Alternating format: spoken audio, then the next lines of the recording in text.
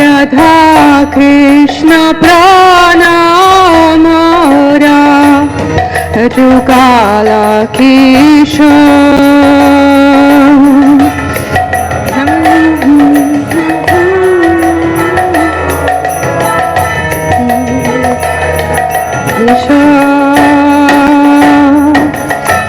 Shama Gauri Anga Dibachua Chandane Ragandha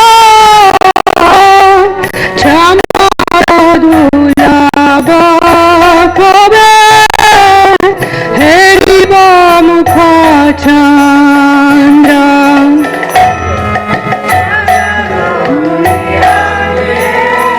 Dibachua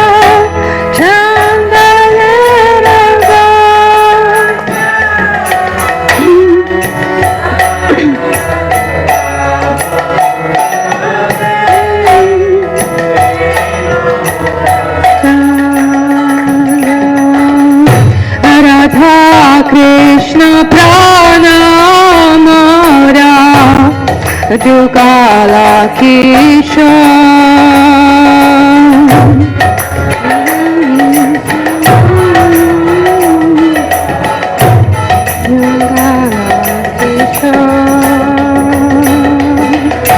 Gati Amalati Mala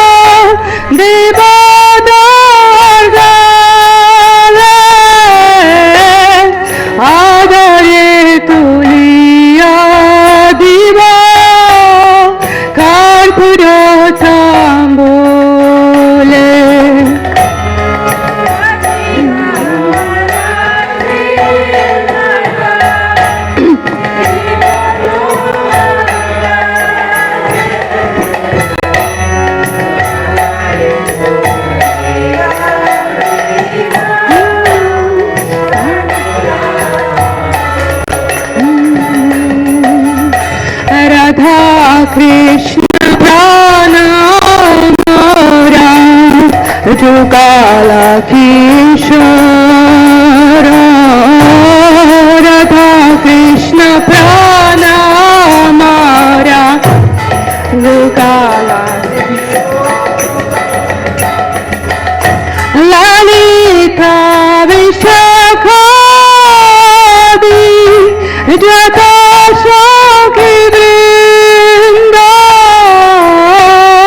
Agaya Kariba Seva Charana Ravinda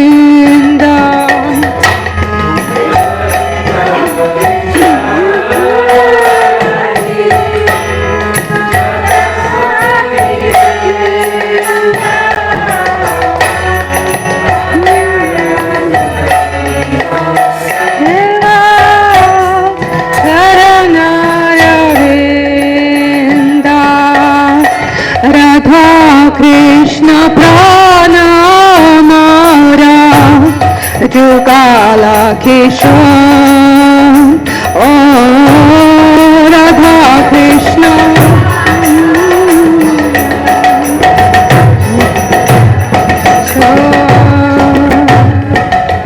Shri Krishna Chaitanya Prabhu Dasa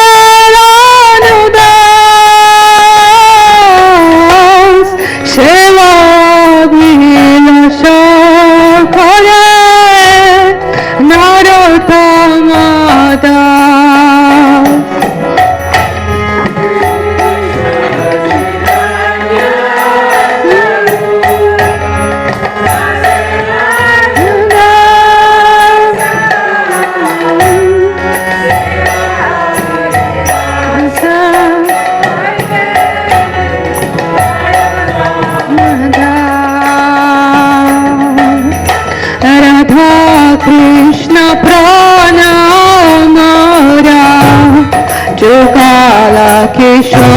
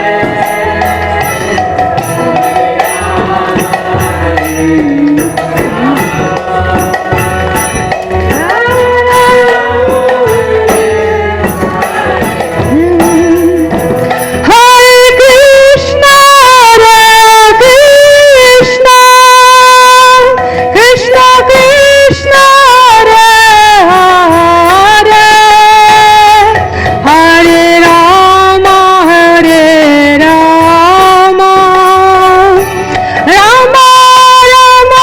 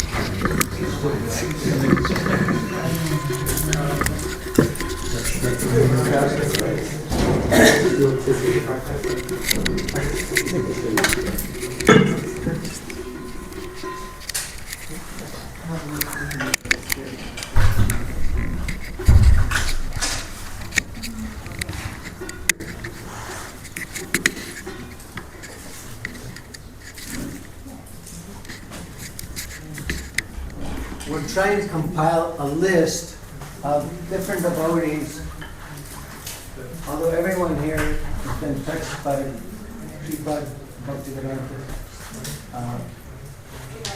Tridandi Maharaj, his association, but some devotees more than others, so we're trying to figure out different devotees. Is there anyone who definitely is dying to speak and to relate their heartfelt appreciation of Maharaj?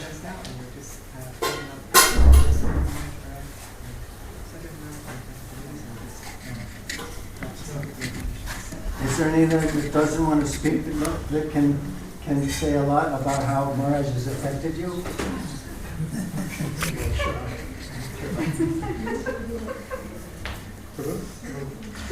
Actually, I never met him. I saw only online, but I never met him. Okay, if you've never met him,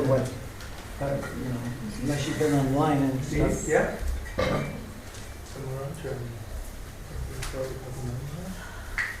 Yeah, okay. If you want to go in that order, or if you want to go in different devotees. Whatever. I mean, we were just shooting some ideas out there. Whatever you think. You want to go ladies, gents, back and forth?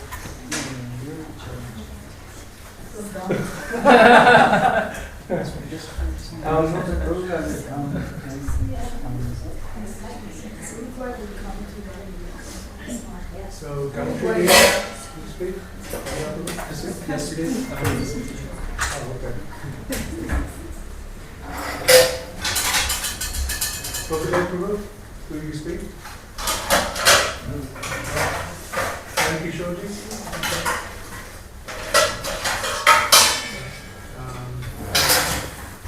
Aditi, you want to speak?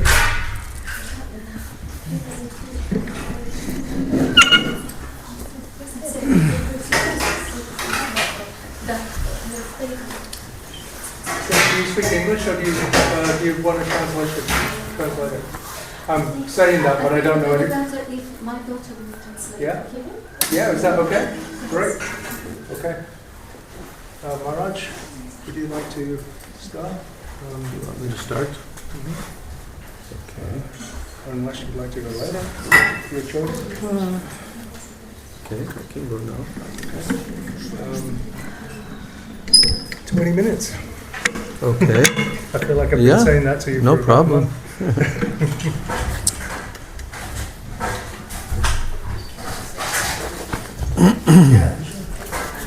month. So, 15 minutes. I'm just saying that to you. Okay.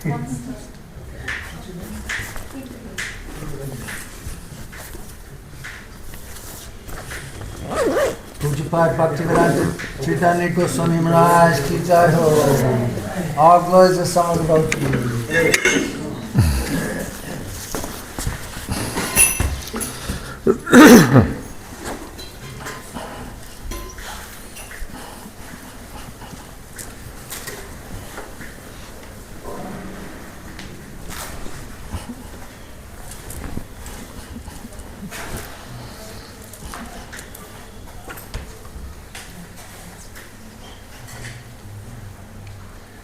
If this mic ends up not being loud enough, this mic's much louder.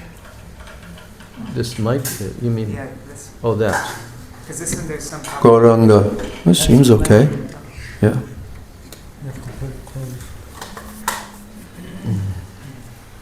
I'll just take a sip of water.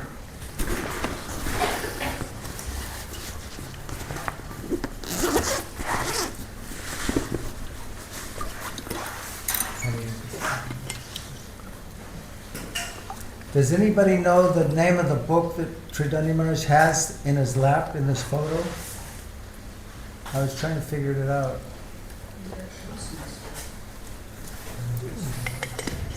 Oh, it's a Namamrita. Wow.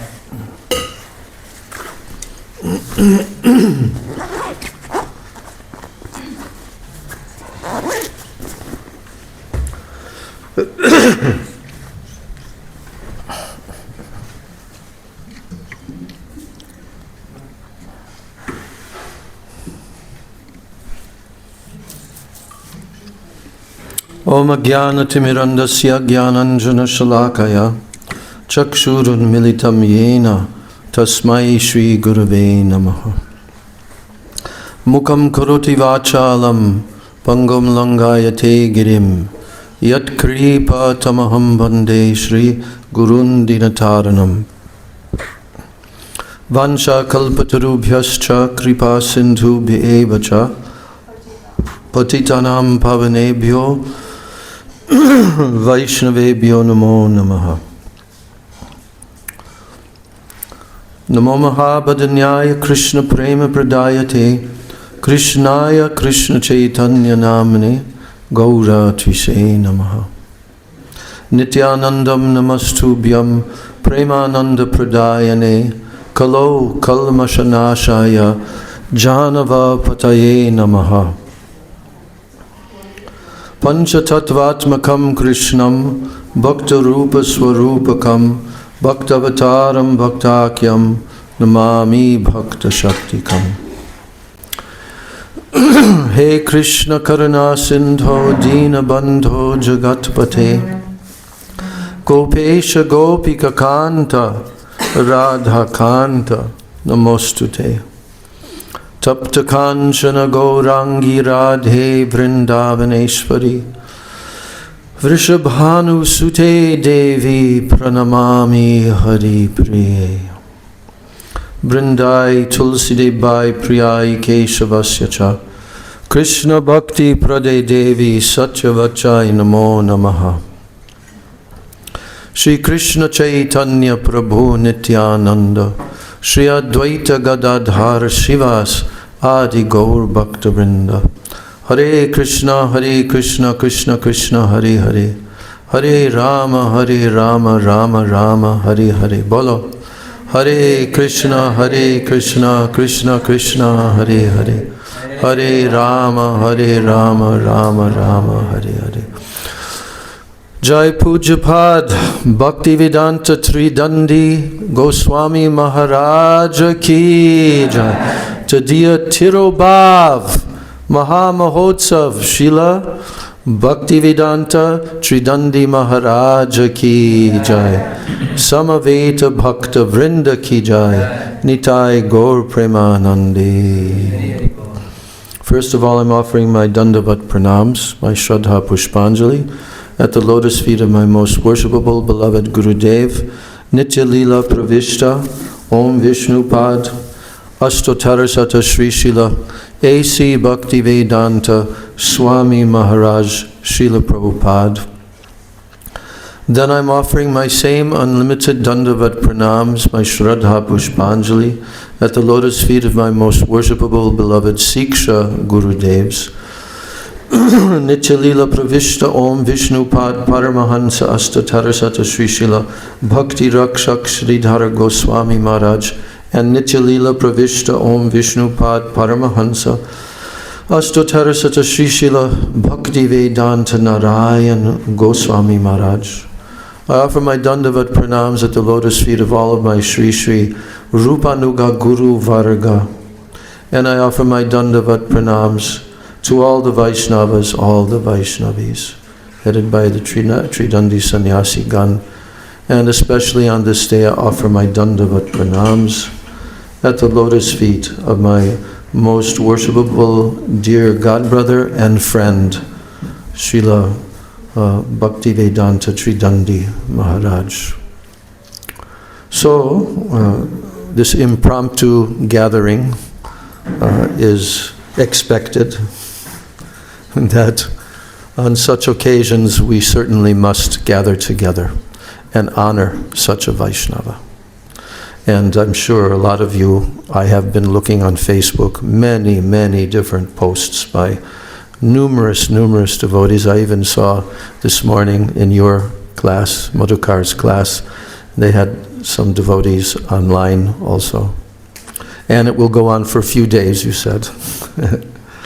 So, first of all, who is Tridandi Maharaj? Who is he? There's a lot of glorification of him by the devotees. I noticed, especially amongst the junior devotees, they felt a very deep connection with him as a guide, as a teacher, as a friend, as someone who cared about them, someone who was forcing them to study the Shastras and to hear all these incredible topics from our Guru Varga. And that's basically what he did all the time. He was always immersed in trying to go deeper into the Shastras, what Gurudev has given to us. I was telling the devotees that the first time that I met him was in 1994. And it was the first time that I had come also to Brajmandala Prikrama that year to be with our beloved Gurudev, Srila Bhaktivedanta Narayan Goswami Maharaj. I hadn't been with him on Parikrama, but I had already met him some years before that even. And that particular year, Srila Gurudev was also coming with us. But then as the years went by, then his health declined. He was not able to come. But on that year, Parikrama, and also Gurudev's temple in Govardhan was not built yet. So we went from ashram to ashram to ashram. Probably we moved about, could be at least 6, maybe even 8 times during that whole Kartik month. But anyway, on the first day that I was seated on a bus, who was sitting next to me?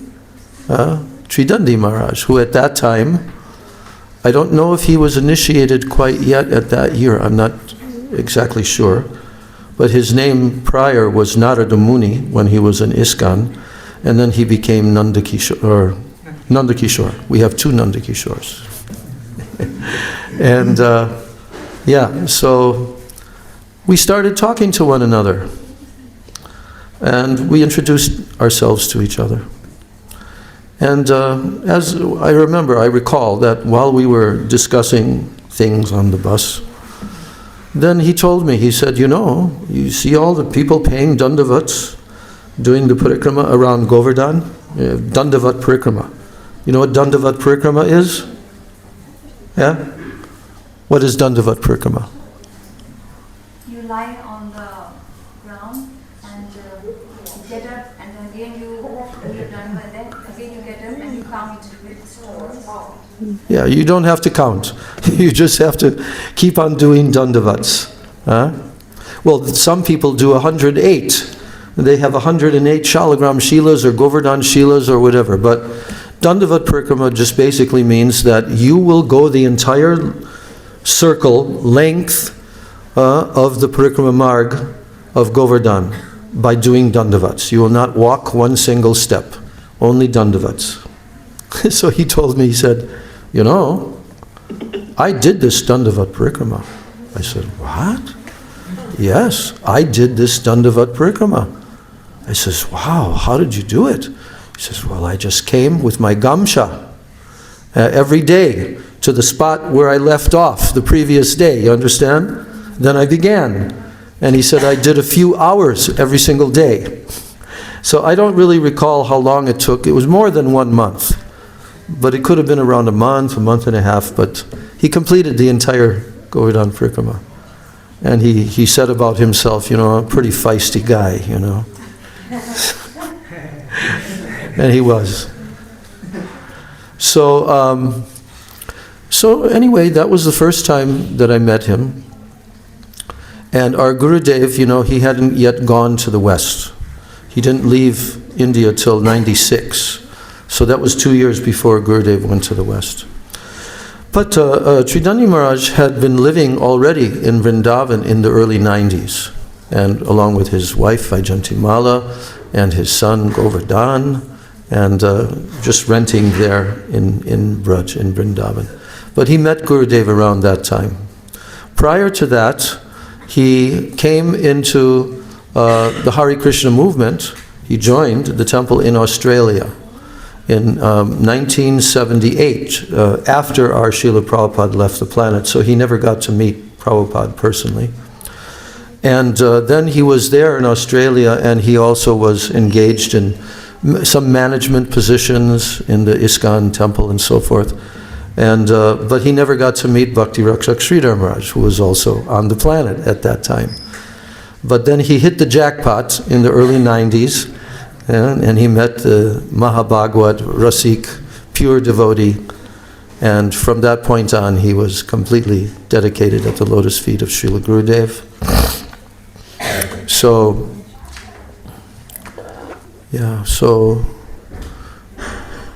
Tridandi Maharaj, he was a very determined person, determination. And one thing that stands out above all else, he was determined every day to chant 1 lakh of Harinam. That's quite an achievement. And he was deeply absorbed in that. Always he carried that out for at least those years, the remainder of his life. And, like I said already, he was always very attached to the literatures, the transcendental literatures. He also even produced a couple of little literatures, like a guidebook for Navadvip Parikrama. He shortened it. He was always doing he even published something for Surabhi Kunj, like that. I remember also that one time, the Gurudev's Bhagavad Gita. I'm not remembering if it was already printed in the thick, full version that we had in the very beginning. I don't remember what year it was printed also. But at any rate, Tridandi Maharaj was in Malaysia for a while, and he got acquainted with different devotees, and there was one man who was somewhat wealthy, and he convinced him to pay for the printing of Bhagavad Gita. But that particular version, that printed version, we had a nickname for it, the brick. Because remember, that was really thick. And the type of paper that was used and everything. And that was never reprinted again in that form. It was supposed to be Bible paper, and but then they were out of Bible paper. They cheated him.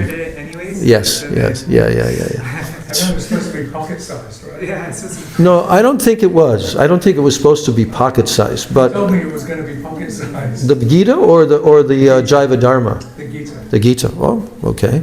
Big pocket. Yeah. Yeah. So then Tridandi Maharaj, then Gurudev started touring in 96, and Tridandi Maharaj, at that time he hadn't taken sannyas, of course. He was still in household life. And the years went by. In the 90s, then the 2000s came, and Gurudev started giving sannyas to a number of his disciples and seniors. And then I think he took sannyas in 2005. That's what I remember from this little biographical sketch I read this morning. And I remember it was around, you remember that? Was it 2005? I forget. Okay. You took in 3 or 4? Now who took in 4? Nami Maharaj and a few others. Yeah. Anyway, from the time that he took sannyas, around that time, then he also liked to live in Braj. He always liked to be in the holy dham. This is one thing about him. So, and a lot of us were starting to travel and preach everywhere. Gurudev was sending us here and there. And although it was not so much his nature to do much traveling and preaching like we were doing, constantly moving, but what he invented was what he called a japa retreat. You ever heard of that one? he started to do these japa retreat programs because he liked to chant japa and he'd like to get everybody chanting japa. So he did a japa retreat program which would last at least 1 week, if not like 10 days. And he was having, everyone had to chant 1 lakh every day on that japa retreat, or as much as they possibly could. And then in the evenings they would come and they would kind of share their experiences. And I remember hearing and also meeting devotees who attended, and even very senior devotees who had very deep experiences, because they weren't really disciplining themselves to do that much japa and absorption, you see. So Tridandi Maharaj, especially when online stuff really started to develop a lot more, then Tridandi Maharaj was doing a lot of coaching for devotees online. I don't even know to what extent, but I know that he had a number of different classes that he would give to different groups of devotees. And one of those groups was, they were doing Srimad Bhagavatam study.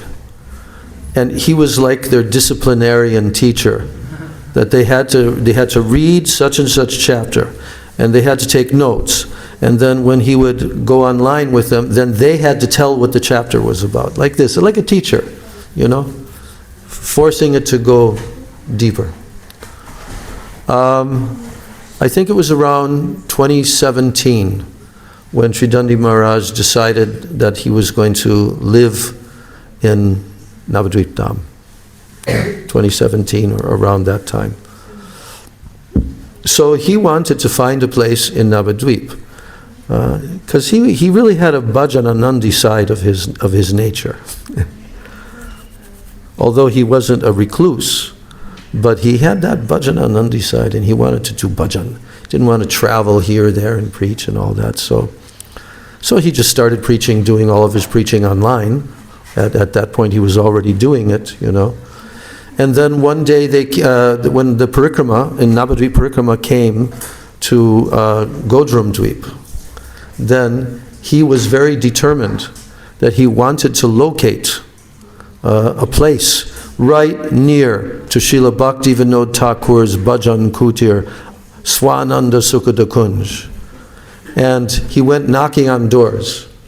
And the first door that he knocked on, which was literally right next to the samadhi of Srila Bhaktivinoda Thakur, then that person was, he was willing to rent. So he lived there on the ground floor, which had, I think, 1 bedroom, and then he built another little room onto there, and the other sannyasi who lived with him there for Tapasvi. Yeah, Tapasvi Maharaj. He also stayed there with him. But he lived there for 5 years. 5 years. So now the time ticked by, and of course that included the 2 years of lockdown, right? From 2020 to 2022. And then around 2023, then he moved, he relocated, because one of Gurudev's followers, Avadut Maharaj, who took sannyas from Gurudev, wasn't initiated by him, but he took sannyas from him. And then he developed and began to build a temple at Surabhi Kunj, which is where Bhaktivinoda Thakur lived when he was in household life.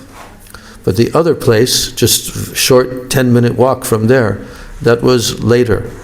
And also Bhaktisiddhanta Saraswati Thakur used to stay there. And that's where you can go upstairs, and the desk, the bed, the bookshelves of that Bhaktivinoda Thakur utilized are there.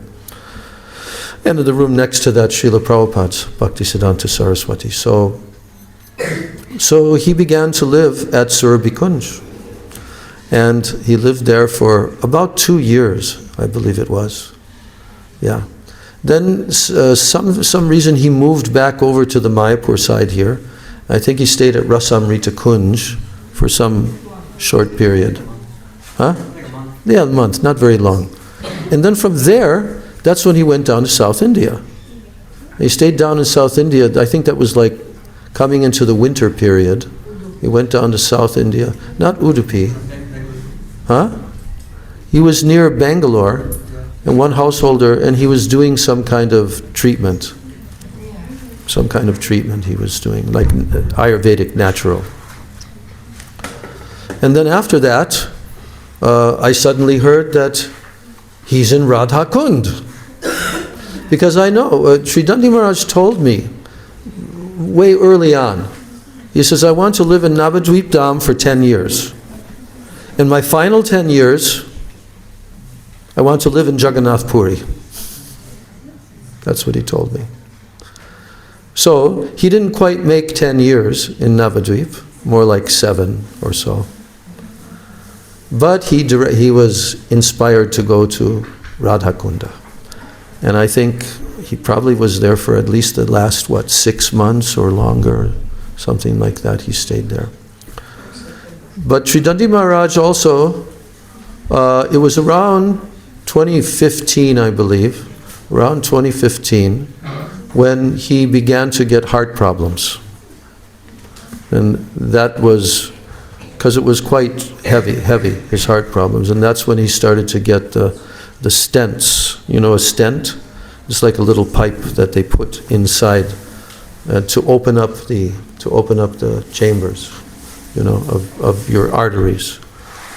So as the years went by, you know, from that time, no, maybe it was more like 2015, like 2015, for about 10 years.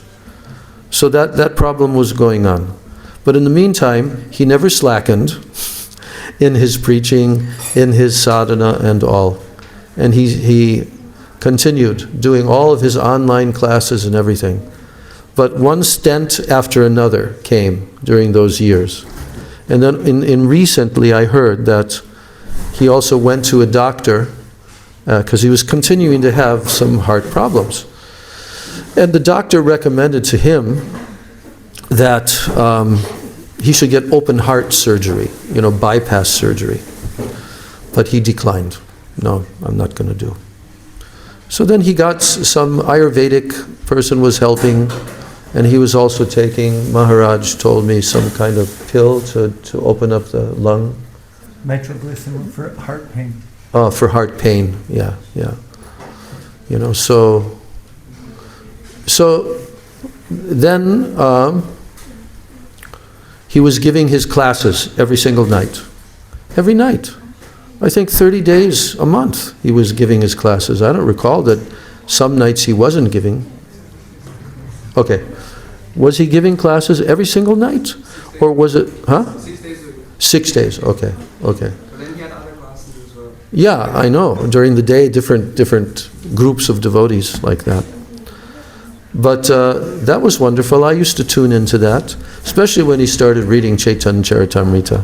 I liked that a lot. And he made his way all the way up to the 8th chapter of Chaitanya Charitamrita, which is the pinnacle of the discussions in Chaitanya Charitamrita. Madhya Lila, chapter 8. And he was, Yeah, and he was, you know, he was moving along. And the class, I think I tuned into his class the day before. Not the final one, but the other one, the day before that. I was watching, oh, okay, now he's starting Rai Ramananda Samvad. And also he was going to do 2 other books along with that. Prabhupada's shortened version of the entire, which Prabhupada wrote even before he came to the West. He titled it, In Search of the Ultimate Goal of Life. It's been published by, I don't know if it's a BBT publication or other, but he was using that also. And he was using Srila Gurudev's Rai Ramananda Samvad book, like that. And that was his intention, was that he was going to go through the entire 8th chapter studying these books. So that would have certainly taken a couple of months at least, minimum, you know. And that was like just practically his first class on chapter 8 that he was giving on that day. And then the next morning, when I had, you know, completed all my morning things, and then I opened up my phone, and the first message I saw was from Shashikala Didi. Our dear Bhaktivedanta Tridandi Maharaj has departed, has left his body. I thought, wow, how auspicious. It wasn't a surprise to me at all, because we all knew that he's at any moment, you know.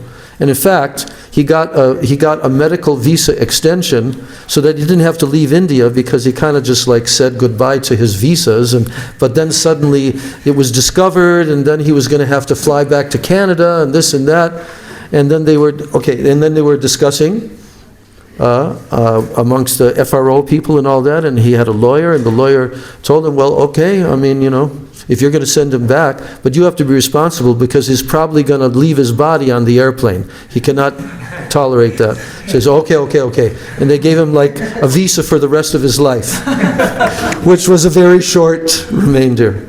But anyway, I'm just telling that we were all a little bit shocked, because, you know, when a person's so near and dear friend, and you've known for years and years and years, when they leave this world, it's not an easy thing, especially such a Vaishnava as him.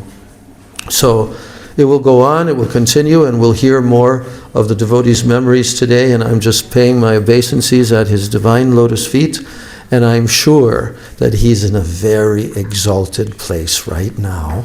We don't know, but he's probably continuing in his sadhu sangha to attain the stage of bhav in that body, the next body. So Tridandi Maharaj ki jai, Bhaktivedanta Tridandi Maharaj ki jai, Srila Gurudeva ki jai, Nitai Gaur Premanande, Vancha Kalpatarubhascha Kripa Sindhuvevacha, Patitanam Bhavanebhyo Vaishnavebhyo Namo Namah.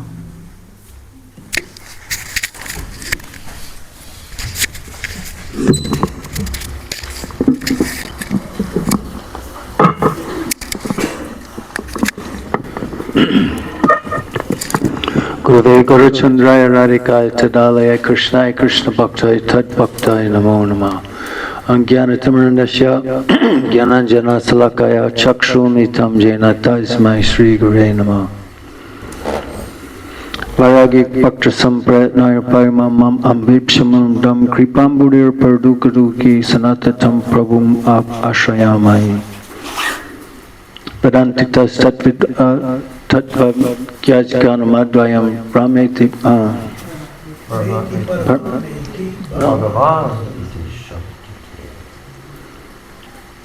Vanchakapatrubhyascha Kripa Sindhuvevacha Patitanam Pavanebhyo Vaishnavebhyo Namo Namaha. Hey Krishna Karuna Sindhu Dinabandhu Jirapate Gopesha Gopika Kanta Radha Kanta Namostute Tapta Kanchana Gaurange Radhe Vrindavaneshri Rishabhanu Sutu Devi Pranamami Hare Priye Shri Krishna Chaitanya Prabhu Nityananda Shri Advaita Gadadhar Shiva Sadi Gaura Bhakta Vrinda Hare Krishna Krishna Krishna Hare Hare Hare Rama Rama Rama Hare Hare. Paying my unlimited sastandara pranams unto the Lord's feet of my Guru Maharaj, Nitya Leela Pravishna Maharaj, Dashish Maharaj, Srila Bhaktivedanta Swami, Srila Prabhupada, and equal number of sastandara pranams to my Lotus feet of my Shiksha Gurudevs, Nitya Leela Pravishna Maharaj, Dashish Maharaj, Srila Bhaktivedanta Narayan Goswami Maharaj, and Nitya Leela Pravishna Maharaj, Dashish Maharaj, Srila Bhaktivedanta Vaman Goswami Maharaj, all the Acharya, Rupanoga Acharyas, the line of Sri Chaitanya Mahaprabhu, all the assembled Vaishnavas and Vaishnavis, Tridandi Gan, my Guru Bhai, assembled today. Glorification of Pujapad Bhaktivedanta Tridandi Goswami Maharaj ki jai ho. In a conversation between Ramananda Roy and Mahaprabhu asked Ramananda Roy, Vaishnavas are so exalted, do Vaishnavas have pain? Do they experience pain? Ramananda Roy replied, besides the separation of Vaishnavas, Vaishnavas have no. So simultaneously, the Tirobhav, we're feeling separation for our dear most Bhaktivedanta Tridandi Goswami Maharaj. Our personal loss at his missing his association. But for his, what a glorious departure he had, as Maharaj explained. So much time in the holy dhams he spent. I was, in 2017, I was with Maharaj, and we were both saying, wow, Godrumdweep would be a nice place to set up a bhajan kutir, somewhere near Bhaktivinoda Thakur. So after we did the Prikram there at Surabi Kunj, then Maharaj came to me and he said, look, I just had a Bengali write down on a piece of paper that I'm looking for a room with attached bathroom. And he said, now I'm going to go and try to find some place.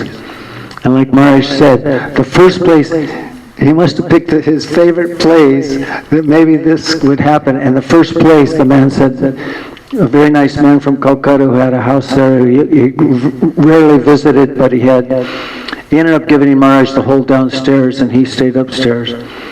And so Maharaj stayed there. And I'm so glad you came today because you were with Maharaj when he finally left Surabi. He stayed there near Swananda Sukha Kunj, just a stone throw from there, and then he went to Surabi Kunj. And I went over there to see him a few times, and he gave me prasadam, etc. And he said he had gotten like hundreds of the Gita Gans, the ISKCON Prince, the Bhagavad Gitas in Bangla, and he was distributing them profusely to everyone he saw in Godrum. And he was making friends with so many people. He personally had so much push for himself in his personal sadhana and sadachar, but he was very, very open-hearted and to so many persons he met. And of course, he told me one day, he said, I can't stay in this place any longer. And I said, oh really? Well, maybe I can stay here when you leave. And he goes, I strongly recommend against it. He goes, you can't believe they blare their music so loud and they have these festivals. It's just like intolerable, you know.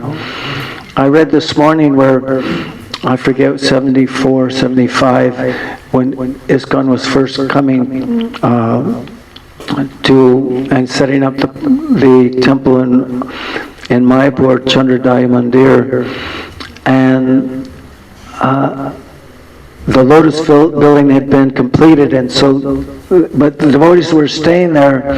They complained to the authorities and even to Srila Prabhupada. The locals are blasting their cinema music so loud. They have these big speakers. We know, you know, you can't believe that they can tolerate such loud music. So somehow it was decided, okay, well, we'll give them back blaring music, but it'll be music, the Harinam and Kirtans.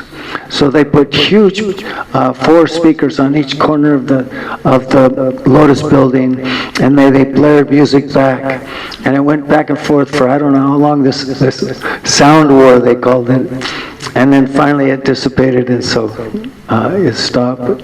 So Tridandi Maharaj was getting really frustrated with how loud these things were going on, and he also complained. He said, you know, on the way, because I would notice on the way to Godrumdweep, there would be piles and piles of logs where they cut down these trees. They were cutting down so many trees in Godrum.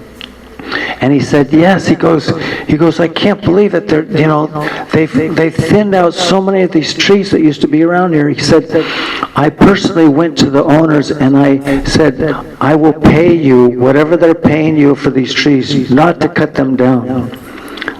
So it was so amazing. So then he moved to Surabi Kunj, and then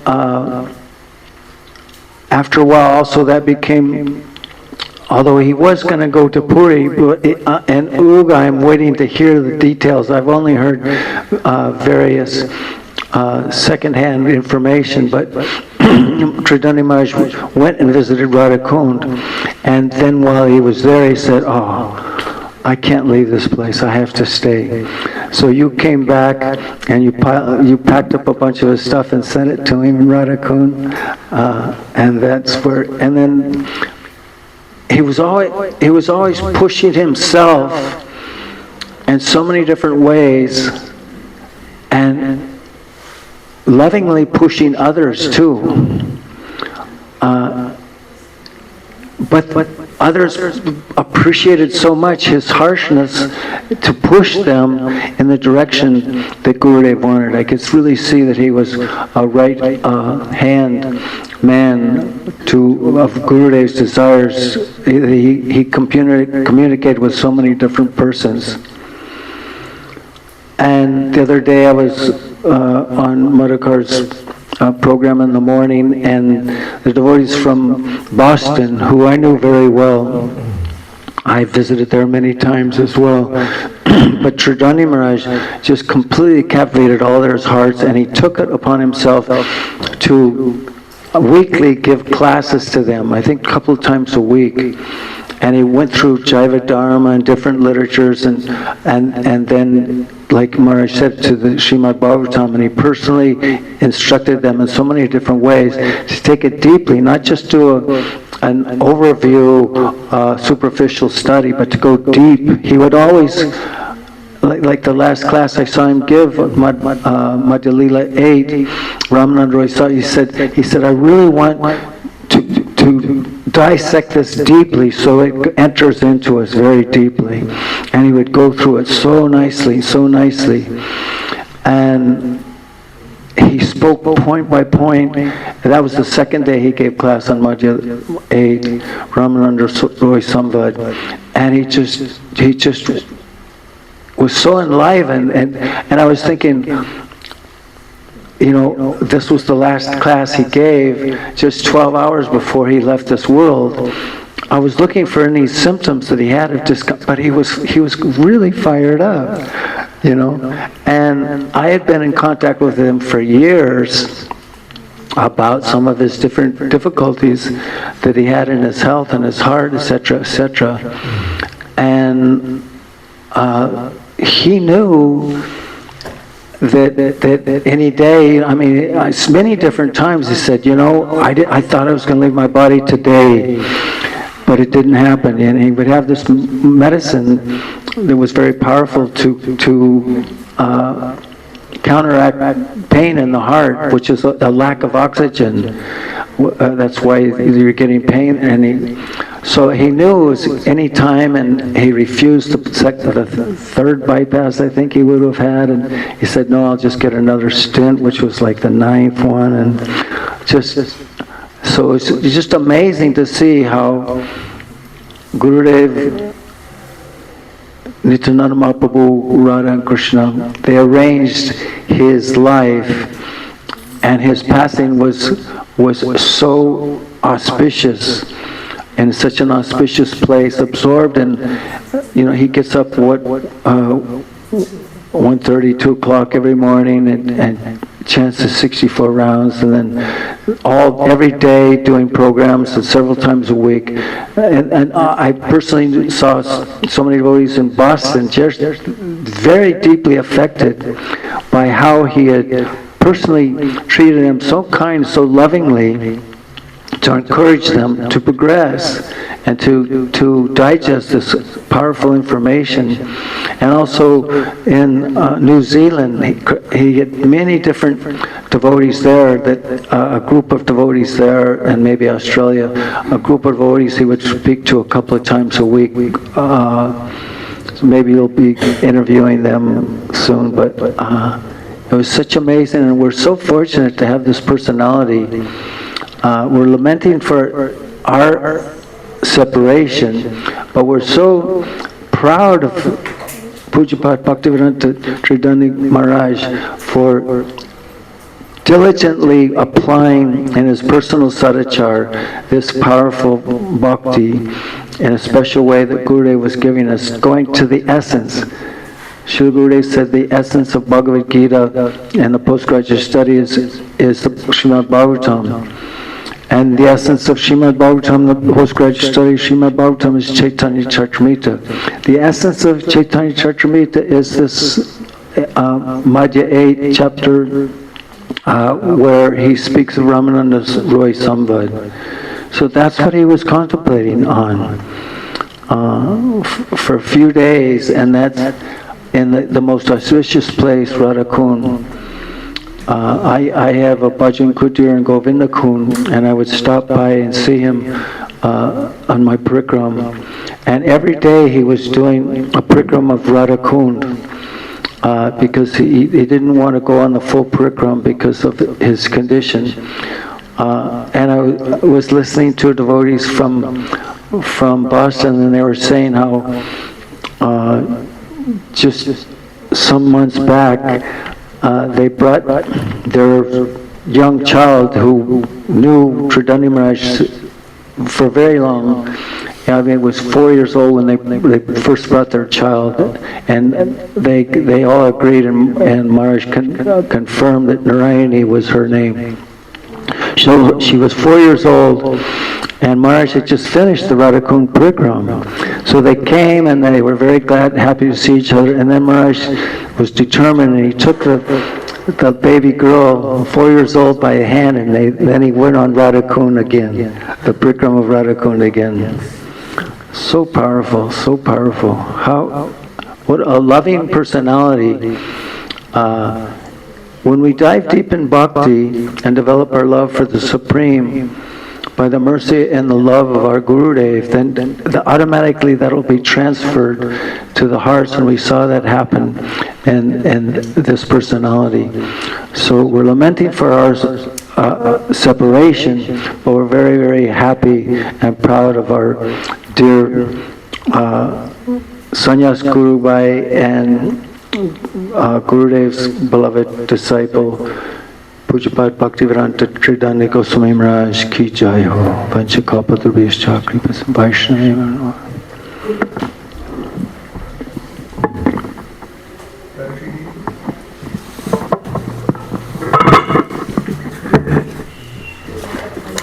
Would it be easier to do this?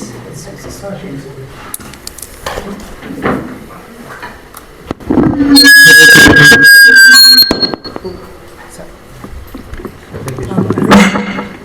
think we can use this one, right? So, maybe I can sit there. Sit over there? Yeah, it's better to sit over here. There's some light over there.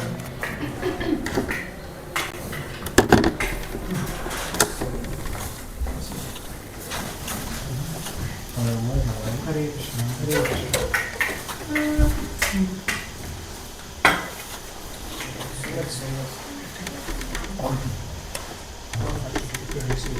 It's very smooth. Yeah. Right all over there, so I don't have to say that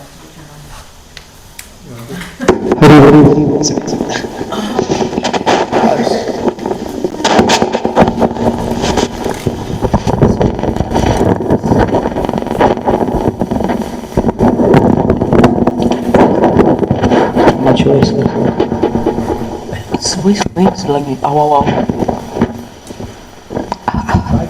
It's echo. No, go. Go. Thank you. Okay.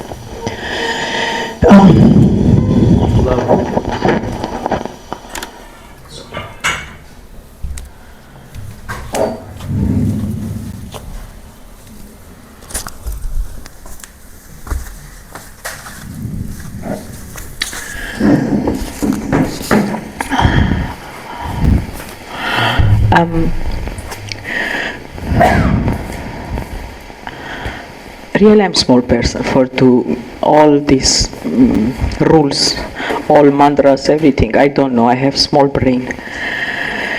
But when Gurudev left, it's not secret. Everywhere dark, and I'm living in Vrindavan, and I'm searching nice devotee to association, to touch, to listen.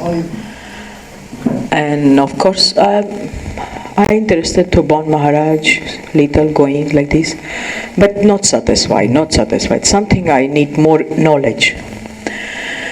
And when I listen, Maharaj from Radhakund shifted to Navadvip, I said, oh, I have to go there. Special start already Vrindavan so much noisy and hard to stay, and it's good to opportunity to be with Vaishnava.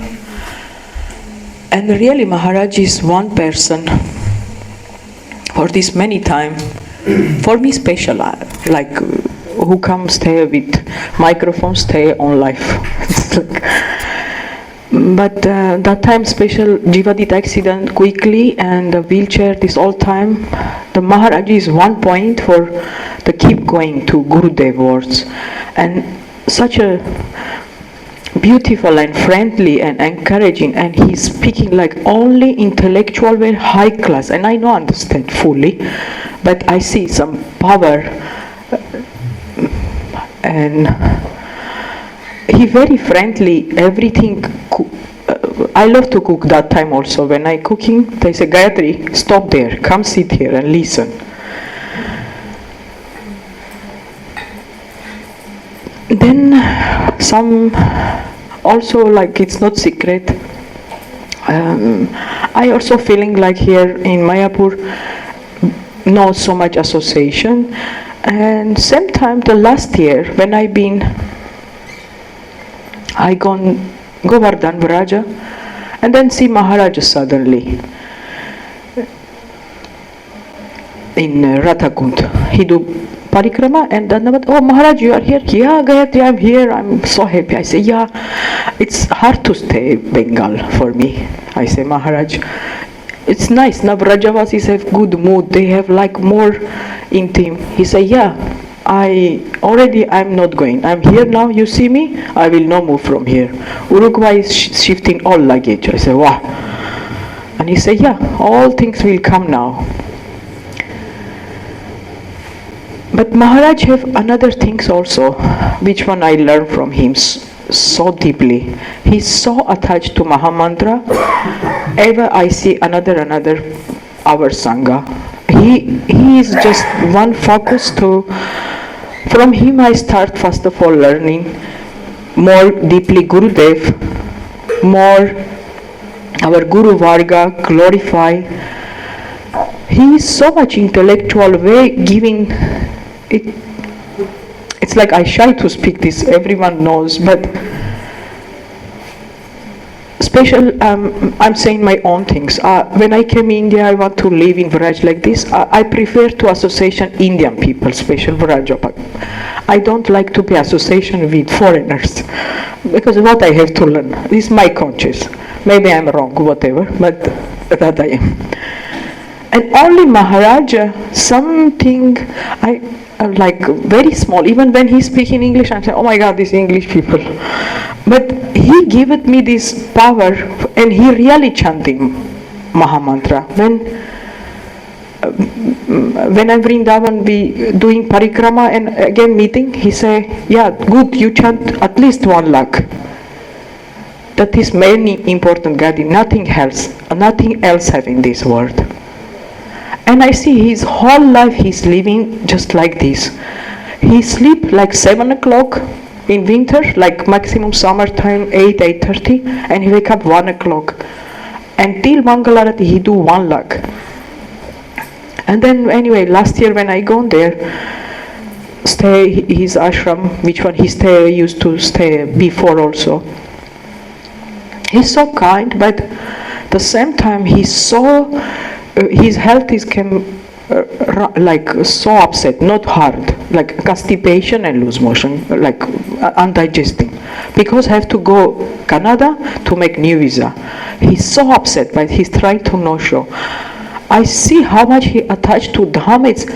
It's really like, I can't say I'm small for I judge how much he's high, but with his life and his preaching, all these things he showed us how to do sadhana and proper way to worry about how I live the Dham. he's just shaking. Sometimes I see he's shaking. He don't know how to speak with us. He said, no, go. He upset. Like, no, I don't want you cook. No, you cook. And then, no, you not cook. You cook. And we are three of people like confused what we do. And he's so upset and like cutting our words. No one. But then Maharaj get it by medical visa, something like this advocate, and he get 10 years. He's so happy, and I see like this. He always like intention, and he came very skinny. That day he's like this. Gayatri done. I'm staying here forever. His 10-year visa, it's for him is forever. He just subtle and he want to be in Dham. He want to, and he every day morning, 4 o'clock he go to parikrama till 5:30 he come back. And that is summer, like September is hot. And he loving that cows, which one Chaitanya Betak. Sometimes I go earlier and he come like near 4:35 and he say, you are here? What you doing here? I say, okay, I'm trying something. He's trying to chastise him, but that is another level of, and he shows me, I'm going to back to him and he say, hey, why you coming? I say, I'm not coming, you go, I'm not disturbing. But, and he's doing all parikrama, all these cows, Vrindavan, this corner, the big trees, Mahaprabhu's. Every day he sang and praying to Radha Kund, praying to this all details, and then go Lalita, and then go these cows, and so soft and moody, very inside. He don't want to associate. But before, I see the people who they're living, they love him so much. They knows him because he lives there long.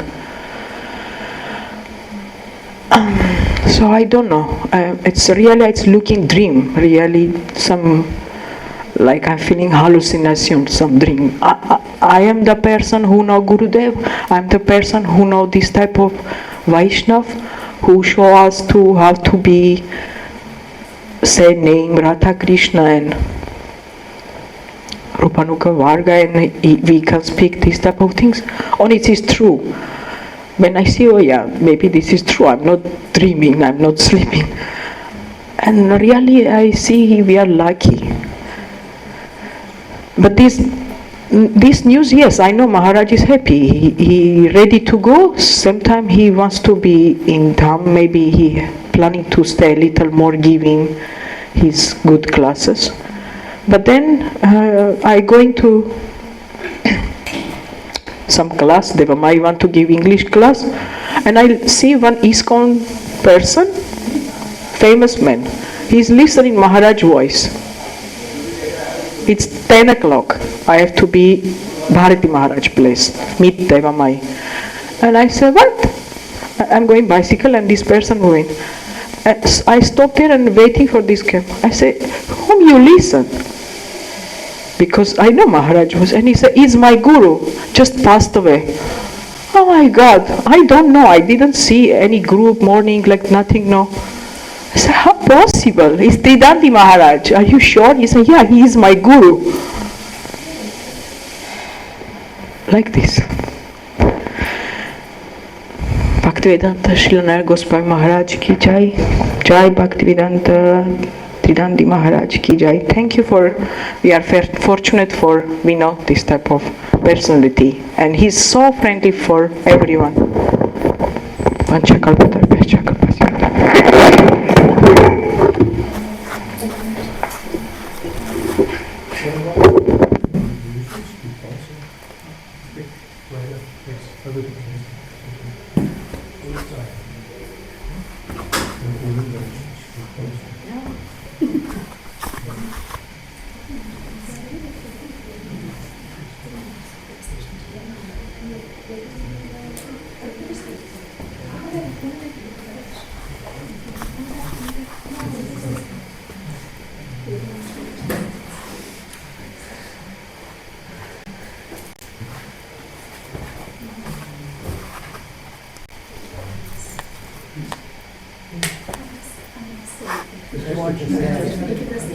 They can stand. Hare Krishna. I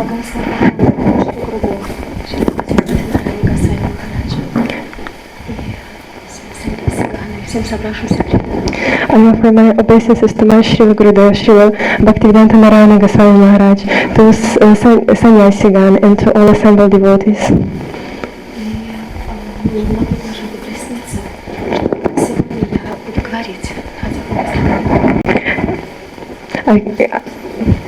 I could not imagine that today I will have an opportunity to say something, to speak for a couple of minutes. Но тогда, когда Саджан Махарадж сказал, что даже если было совсем небольшое соприкосновение с этой личностью, то вы можете поделиться. И у меня просто из сердца, я подняла руку. But when Sripad Sajan Maharaj told us that maybe somebody had some experience of meeting with Srimad Tridandi Maharaj, then I just felt in my heart that yes, I have to share, and I raised my hand. Это очень личная история, я думаю, что, возможно, ее не стоит записывать, можно просто потом переслушать, но я поделюсь. And this is a very personal story that is maybe not even for recording, but anyway, I want to share this. Да, это был такой момент в моей жизни, когда пришла новая душа, и мы были достаточно в зрелом возрасте, мы уже 70 год, не 40. Был критический момент в нашей жизни. It was such a moment when my husband and I were quite old. My husband was 53 years old and I was 40. And the new soul came to our family. I was pregnant with a baby, and it was quite a difficult moment for our family financially also, and with health. И мое здоровье было таково, что меня положили в больницу и сказали, не выходите. My health condition was such that I was put in the hospital, and doctors said that I am not allowed to leave it. I'm staying there for a long time. Но я услышала, что Шрила Гурудев послал в Россию, в Москву,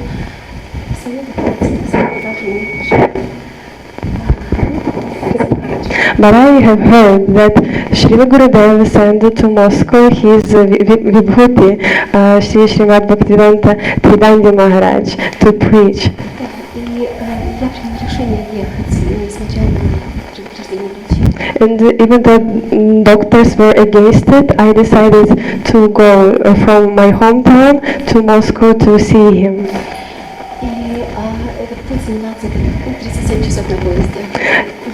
It took 37 hours on train.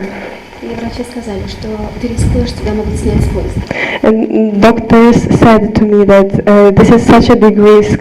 You may be just taken from the train to in emergency room. Я прибыла в Москву, и это был личный даршан.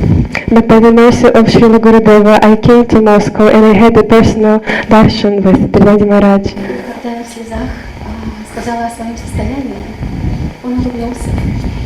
И он настолько душевно и сердечно поделился своими историями, как он со своей женой давали рождение своего сына, какие баджаны супруга его пела перед тем, как принять просад, какие священные писания читали.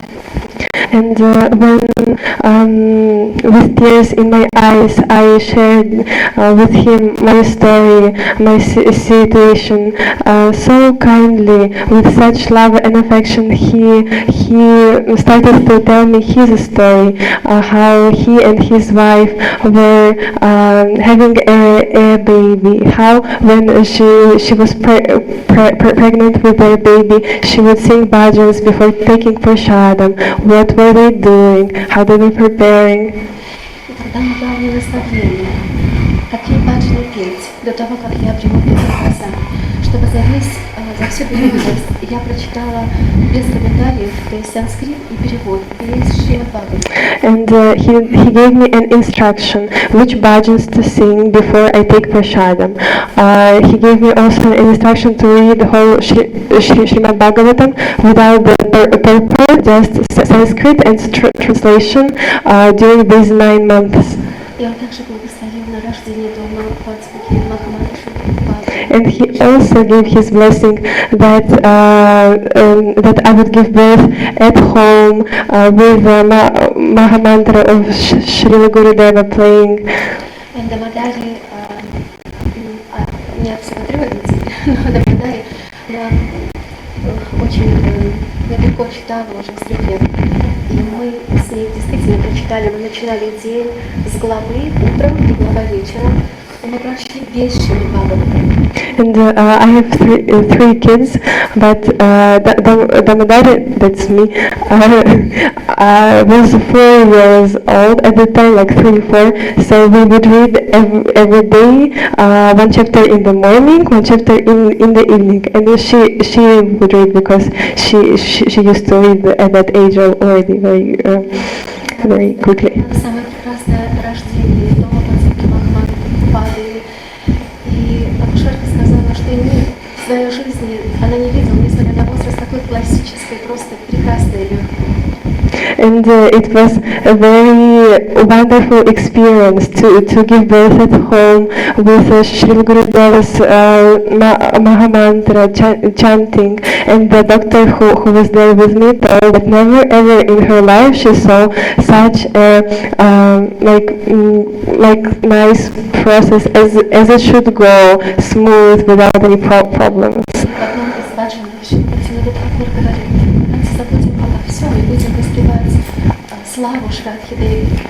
In one of his bhajans, Srila Bhaktivinoda Thakur says, "Let's forget about everything and chant the glories of Shraddha Devi." Я не знаю, возможно, это по милости Гурудева была вера, наставление и благословение Триданди Махараджа, но на самом деле мы знаем, что могущество благословений преданных, оно настолько велико, все шатся, And I don't know, maybe it was this strength, power of faith into instruction of Vaishnavas, into their words.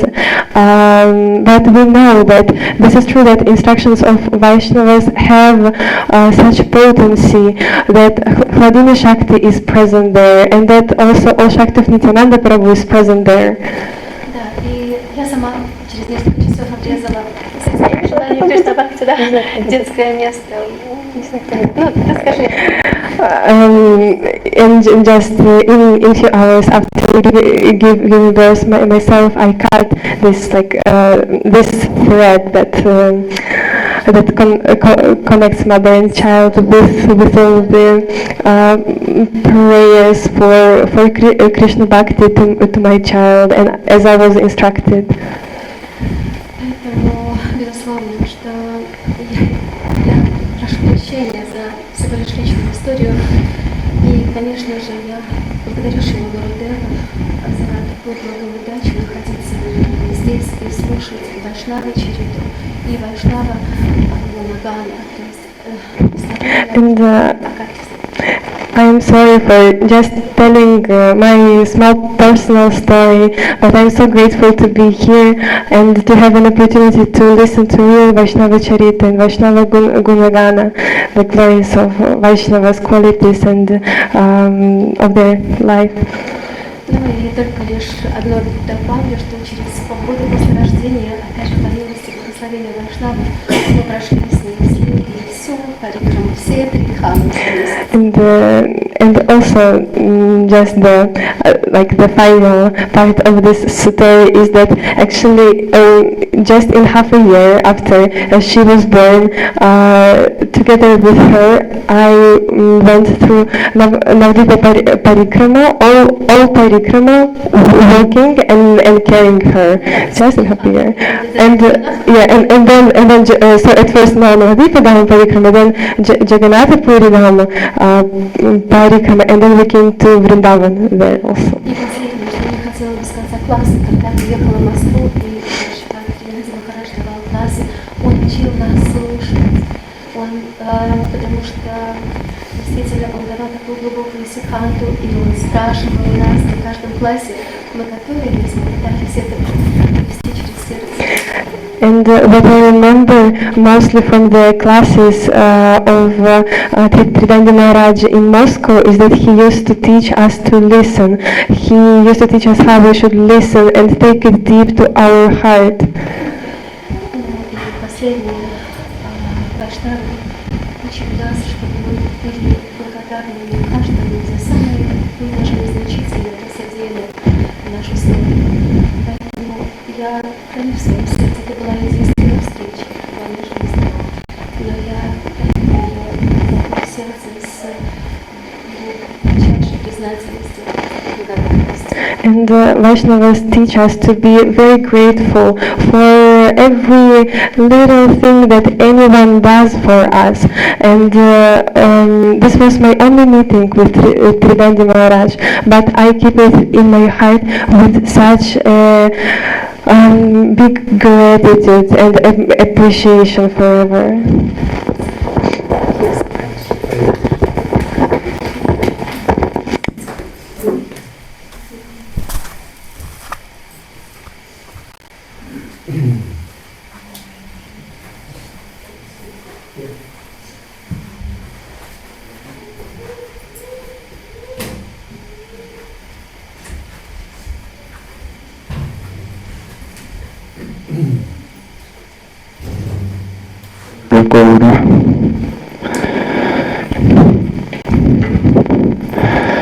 Guru Gaura Chandraya Radhikaya Tadali Krishna Krishna Bhaktaya Tad Bhaktaya Namo Namaha.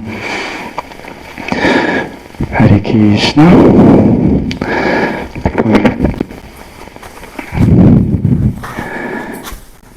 I'll do my best to speak whatever comes, and please don't mind, some of you may know me or not know me and somehow I'm speaking.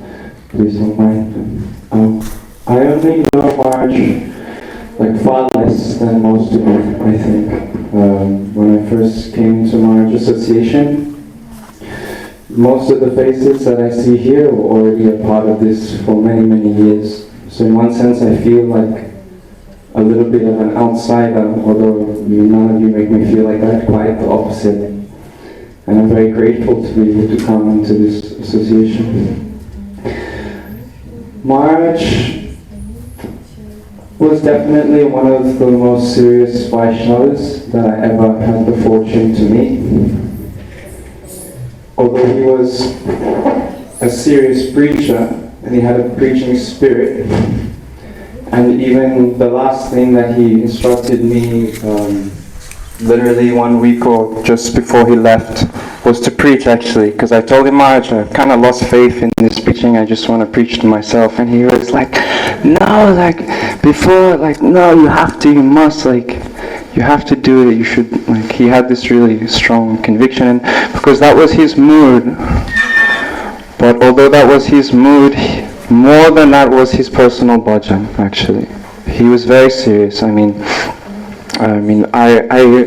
joined in ISKCON, I'm initiated in ISKCON, my association, my saver is all connected within ISKCON, just for you to understand my background. But the first time I met Maharaj, I just kind of broken free from the kind of top-heavy institutional situation that I was in, and I was kind of free spirit with the blessings of my spiritual master. I'd come to Mayapur, it was a Purushottam Mass, maybe 2 before, so it would have been like, I don't know, 2018 or something like this. First I'm from Australia, I'd been traveling and doing this Harinam and things, and then I'd gone to New York where I'd discovered the books of Srila Bhakti Rakshak Sridhar Maharaj, which just completely expanded my perception of Krishna consciousness and the possibilities within devotional service. And then I'd come first to Braj and then to Mayapur. And the house that I was staying in Mayapur, there was a book, like Srila Narayan Maharaj books, I believe it was The Hidden Path of Devotion. And anyway, I picked up this book, and there were all these concepts which I hadn't really learned. And there was this, Sambhog, Ichmai, and Tat Tat Bhav Ichmai. Concepts were there in this book, which I read. And then within a few days, somehow it was must have been the disappearance day of Bhaktivinoda Thakur and the appearance of Gadadhar Pandit. I think, maybe I'm mixing it up.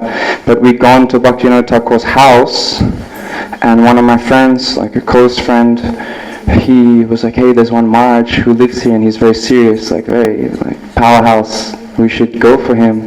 Because we were with a small group of devotees that maybe wouldn't have been so open. We kind of just snuck off and went to Maharaj's house and just knocked on the door.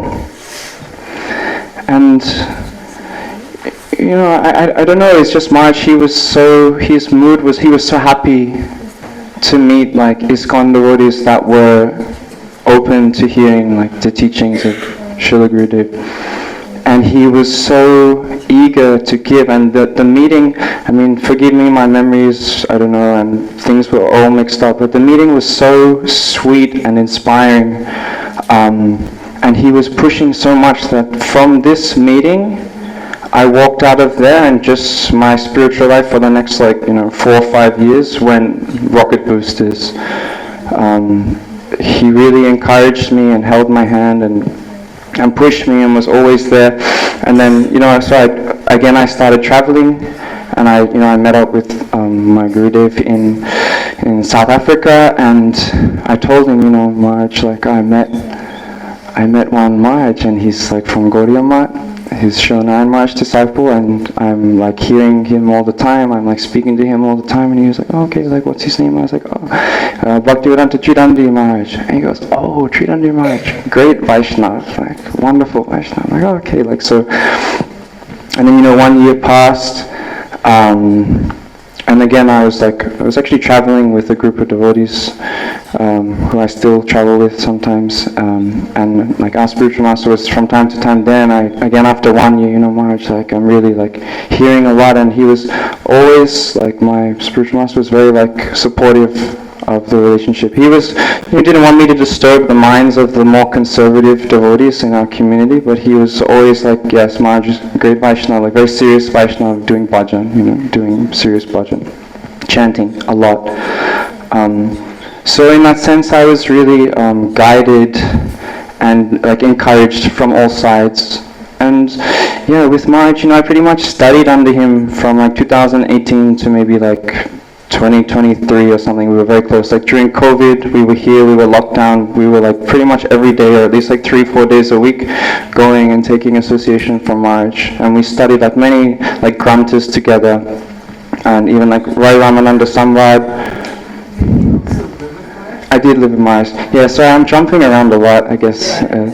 I lived with Maharaj, so I was a brahmachari. I was in Saffron at the time, and I stayed with Maharaj because I kind of lost faith in ashram, and in ISKCON, you don't really need to be orange the whole time. You can switch.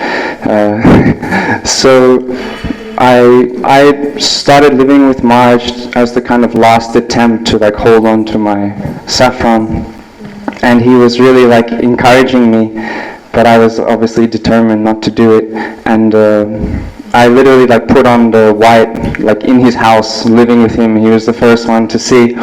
But then he also once he understood my mind was already made up, he stopped, and he would just encourage me, he just supported me, and he was also very much involved in the life of me and my wife. He's really a family member for us. And even though he was guru for me, he is guru for me. With my spiritual master, I always had a lot of aishwarya, and I felt he always wanted me to be more friendly.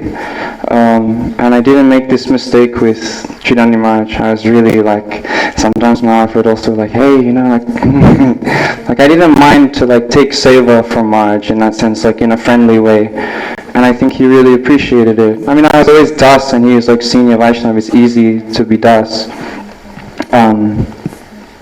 Yeah, and I lived with Maharaj pretty much for 3 months until my wife came to Mayapur, and then we just moved together.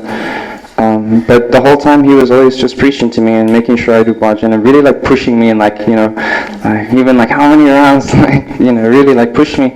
But that momentum carried on for a really long time.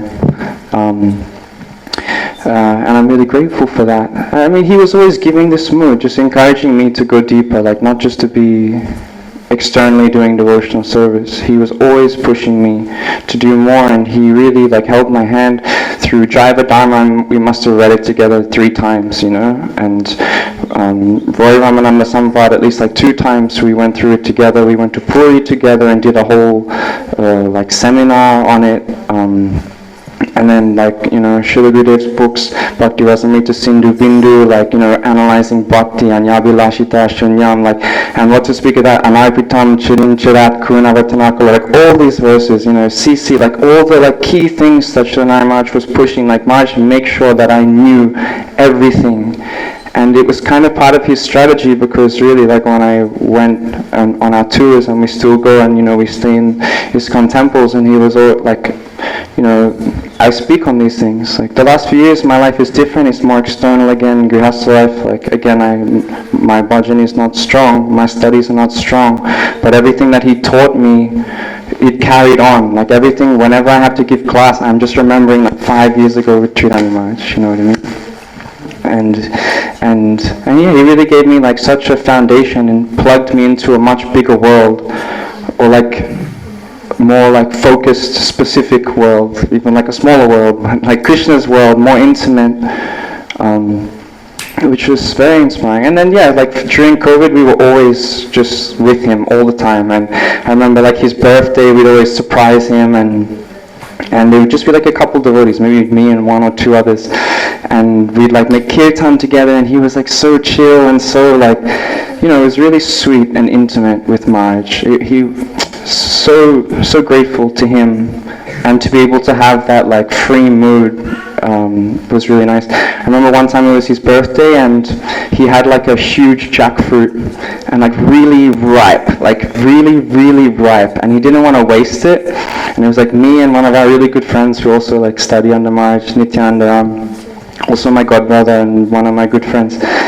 And Maharaj made us sit and eat this whole jackfruit, and we were like almost vomiting, and like, you know, it's like, and Maharaj, and like, you know, we all sat and we had to finish the whole thing, and Nityananda, he was like finished, you know, he's like, I'm gonna vomit, and then I was like forcing myself, you know, he like didn't want to waste the prasadam, right? He like wanted to honor this prasadam, and it was this was his idea of like happy birthday, you know, like, I was like, God damn, like, Maharaj, come on, we got cake after this, like, no.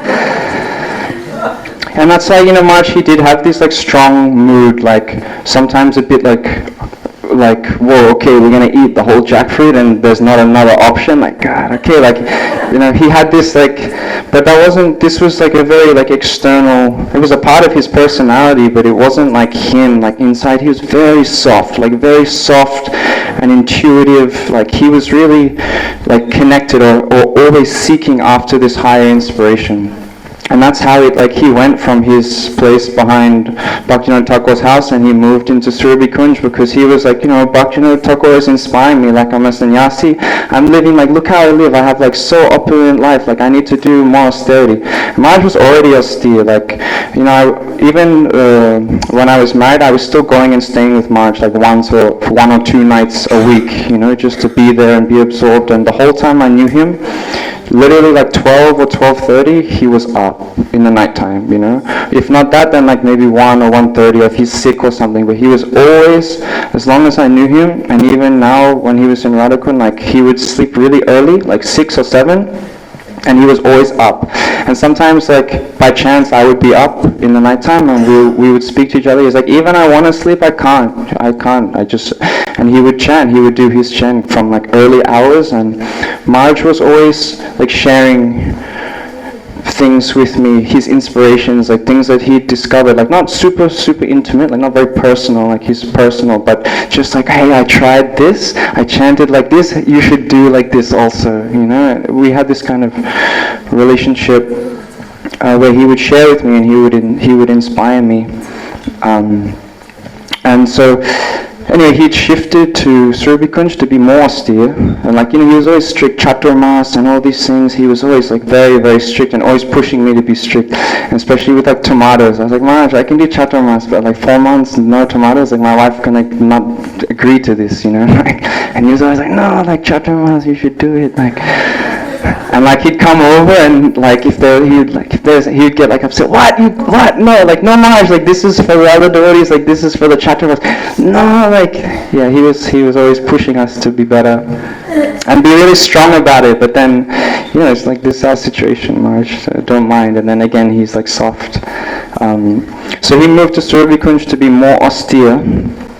And, he was definitely inspired there in a holy place, connecting to Bhaktivinoda Thakur, like really, speaking on Jaiva Dharma and every day giving class, like 6 days a week and just all the time. And I would go as much as I could to see him, just to, every time I go, it's like going to the holy place, you just get recharged, inspired. Or I remember somehow it came in my head to jump back. Oh no, this is before Maharaj went to Srikunj, but one time during COVID, he thought he was having a heart attack. And, because his heart's been bad forever since I know him. Since the first time I met him, he told me, I died, I was dead for 5 minutes, I had a heart attack. And when I went unconscious, all I could hear was like Beatles songs, like songs of the Beatles. Yeah. So he's like, we're doing so much chanting, we're doing this and that. He's like, you have no idea what you're going to think at the time of death. That's why you shouldn't like be nonsense. Like you should do bhajan, you should chant, because I already died and I already know like how much nonsense is in my head. He's like, I didn't listen to Beatles like 35 years or whatever, and it's like still in my brain, So Maharaj thought he's having a heart attack, and no one was really there, no one was really able to take care. Maharaj was there, Avadut Maharaj was there from Srikunj, and then there was like a few disciples in Navadvip, but no one was really able to help. So I picked him up, we went to Navadvip to get this like heart scan, and then took him. They weren't really sure, so then with Avadut Maharaj, he came with us. We went to the Kalyani government hospital. Yeah, I mean, I heard now it's nice doctors, but it was like really like if my parents saw me in this hospital, they would be like, like it was, very like almost like horror movie, no offense to them, but super nice doctors, but it was like, god damn, and like the doctors, they were like telling us like you should go to Kolkata, to a private hospital, they'll be able to do better, and then they'll check. So we went in the ambulance to Kolkata, and then into the emergency room, and by this time it's probably like 2 a.m, and I remember I like slept on the floor of the emergency room, like in December. I was like freezing cold, I had a gumtra on the floor, just like, and it was crazy because all this stuff going on, and then so many people, and I was like trying to get the doctors to see him, and I'm freaking out, and like, it's like, oh, Maharaj, and then, Maharaj is like resting on the bed, and then I remember like finally like, okay, I'm gonna get a nap, and I'm freezing cold, and then Maharaj is like, hey, you're sleeping? And I was like, yeah, like Maharaj, like he just like, come on, like because they wanted to get him, he wanted to get admitted because he was, kind of having this heart attack. I just remember like really austere situation. And then anyway, they wanted to do like triple bypass, like big operation, and he was like, let me just go back and die, like just forget it, like I don't want to do this big surgery. If I'm going to go, take me back to the Dham. So pretty much, I think he just checked out of the hospital. I think we went in the car and went back, and then since then he got stints again because there was again problem. And anyway, in my time I'm speaking a lot. I just share, I saw Maharaj, thank God, I saw Maharaj I was just in Vrindavan. I came like, 10 days ago, a week ago I came back, and I just saw him like the day before I left, basically. I went to Radhakund and I stayed with him just maybe for an hour. And he was the happiest that I'd ever seen him, the most peaceful, the most joyful. He told me, I'm so happy in Radhakund, I don't want to go anywhere. I'm surrounded by sadhus. My Nam, I'm so inspired. I'm reading so much. I feel so connected. He was speaking about, his Gurudev, like how he's feeling so connected to Srila Gurudev. And I was so happy seeing him like this, because like, you know, Maharaj, he had this intense aspect to his personality where, I mean, I also get it, like anxiety and just like the stress of being in the material world and being a foreigner in a foreign place. So I never saw him this shanti. And he said to me, my heart's really bad, my health is really bad, I could die any moment. And he said to me, I'll know, I'll feel it. He told me I'll have 5 minutes to prepare myself, and then that'll be it. And he's like, but I'm ready. He told me, I'm ready. And I said to him, and he also, like I said, gave me some instruction for my life, which I'm grateful for.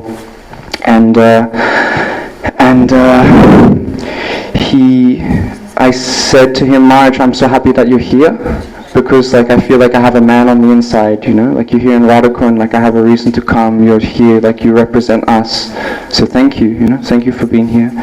And I told him I'll see him again soon. And I'll finish on this, like I remember saying, like when I found out Maharaj left, to my wife, like, damn, like if I knew that was the last time I'll speak to him, it would have been like a very, very different conversation. Like I would have asked all the things in my heart, and I would have really like I just thought I had more time, actually. And that was sad. That was really sad.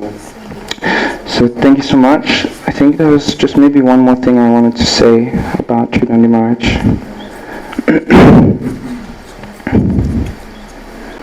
Anyway, it's fine. Can you tell us when you went to Radhakund with him from Radhakund, and then he said, I'm not going to leave, I'm going to stay.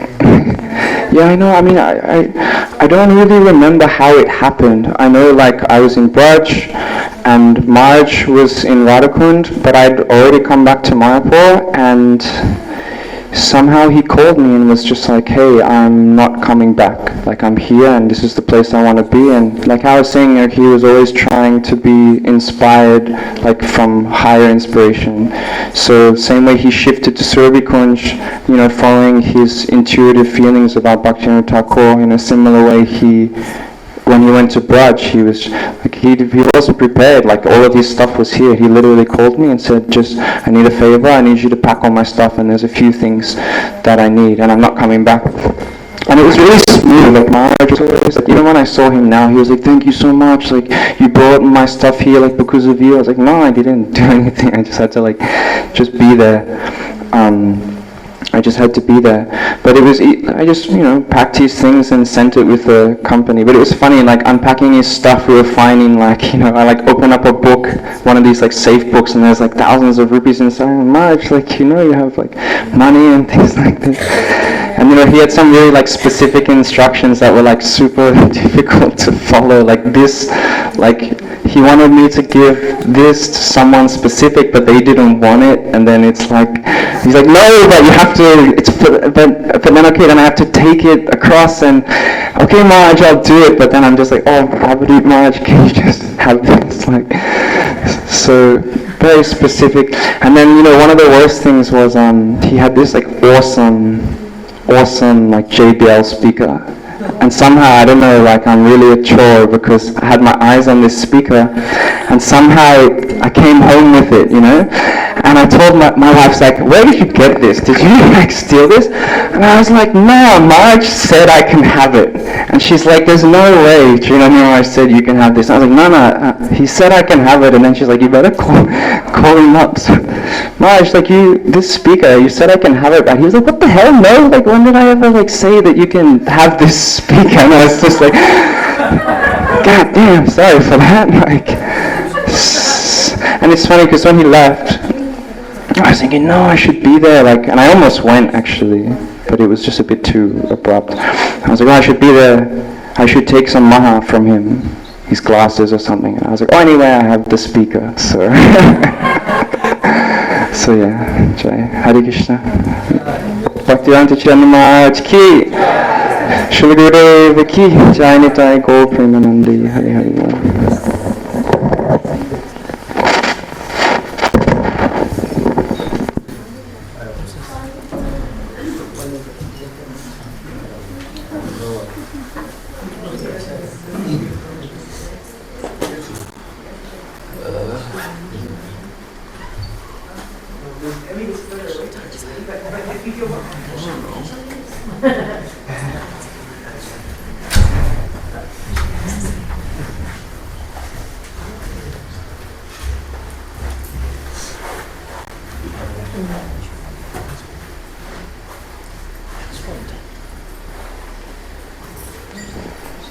Ajnana-timirandasya jnananjana-shalakaya chakshura-militam yena tasmai shri gurave namaha. Gurave Gaurachandraya Radhikaya Tadalaya Krishnaya Krishna Bhaktaya Tad-bhaktaya Namo Namah. Namo Vishnu Padaya Krishna Prasthaya Bhutale Srimati Bhaktivedanta Swaminiti Namane. Namo Vishnu Padaya Radhikaya Priyatmane Shri Srimad Bhaktivedanta Narayan Iti Namane. Offering obeisances to Nitya Srila A.C. Bhaktivedanta Swami Srila Prabhupada Nitya Pravishna Om Vishnu Pada Shri Srimad Bhaktivedanta Narayan Goswami Maharaj, to all assembled Sannyasi-gan, Vaishnavas, Vaishnavis, obeisances, and to those I haven't seen in over 25 years. So I'll try my best to remember what I can about Tridandi Maharaj. When Srila Gurudev came to Alachua in 1999, of course he stole so many hearts, and we followed him somewhat on the festivals, and then I came to the Vrindavan Parikrama in 2000, and Tridandi Maharaj was helping the devotees find places to stay. So I hadn't been to India in some time, and I was so enthusiastic, and Tridandi Maharaj, we met, and he took me to one place, and to me it looked like it might have been 100 or 200 years old. I don't know. And then he took me to another place, and it looked similar, and I said, are there any more places to check out? And he took me to another place. And he said, what do you think? And I said, I'll definitely consider it, And he said, Bopadev, we're not here for your pleasure. We're here to serve Gurudev. It just hit me hard, and I realized that, I gotta suck it up and take one of these places, So I ended up taking one of them anyways. So then that same year, Gurudev had some of the devotees like Prem Praj and Prabhu at that time, Arani Maharaj, and others, the young boys, etc., and he was translating to stay at Durvasa ashram. So there were two elders there, myself and Tridandi Maharaj wasn't sannyas at that time. So that was a wonderful time, and of course he was chanting 1 lakh, and he was always saying, you have to do bhajan, you have to do bhajan. At that time I had some enthusiasm, not like now, and so I did, and since that time I chanted 64 rounds, and I lasted about 3 weeks. Anyways, that experience was nothing like I would expected, and it was many realizations at that time. Unfortunately, I didn't have the ability to continue, but anyways, then we went to Navadvip Dham Parikrama, took the train, and again I didn't come for some years, but I came back to Jagannath Puri, and I stayed in Jagannath Puri, and we used to ride bikes, myself and Tridandi Maharaj, to different holy places, and I think we went to see Srila Bharati Maharaj. We rode our bikes there, Grand Road. And there was a specific, unfortunately the details maybe I'll think of later, I can't remember, but there was one specific store there, and I had the chance to buy what he liked, walnuts, and a particular Ayurvedic medicine, I think it was Arun for his heart. And then I just remember riding bikes to many places. And just... He liked to ride bikes fast. Well, you have to remember that we had Indian bikes, and they had one speed and one gear, you know. So you could get going faster, you know, gradually. But just recently, what I can remember, probably 10 days ago or less, I was with Srimad Maharaj, Mahabodhi Prabhu, and we went to visit Tridandi Maharaj at Radhakund. And he came to greet us, and he seemed effulgent, just so enlivened, so enthusiastic, amazing. And we sat in his room, and I remember myself, Nemi Maharaj, Mahabodhi Prabhu, Shri Krishna Charan Prabhu, just us sitting there. One of the questions Mahabodhi Prabhu asked was, what do you like more, being here, being Godrum, Puri, or Radhakund? And he said, Radhakund. He said, here everything is just magnified in Radhakund. And you could see his altar was there, the gopis, manjaris like that. And he also mentioned certain things, like one of his followers coming out with a book soon dealing with flat earth. But we saw the illustrations, nothing like we conceive of when we say that. Very, very amazing. And then other topics were discussed there. Nemi Maharaj, Mahabodhi Prabhu. He was so enthusiastic about preaching. You know, in fact, even later that day, there was a big ISKCON group came, and he preached there, also in the class, and they had bhajans, and then we took prasadam, and then we spoke, and then he took us to Radhakund. On the way, we went down to Narottam Das Thakur's Bhajan Kuntir, kind of like a cave. You go down a few steps. I never knew where that was. And it was in like a family's house, you know, on the way there. Before you get to Kundeshwar Mahadev, very near there. And then we came back, but he was giving class then, I think 4:30. He was getting his room ready to give class. But I know there's a lot more.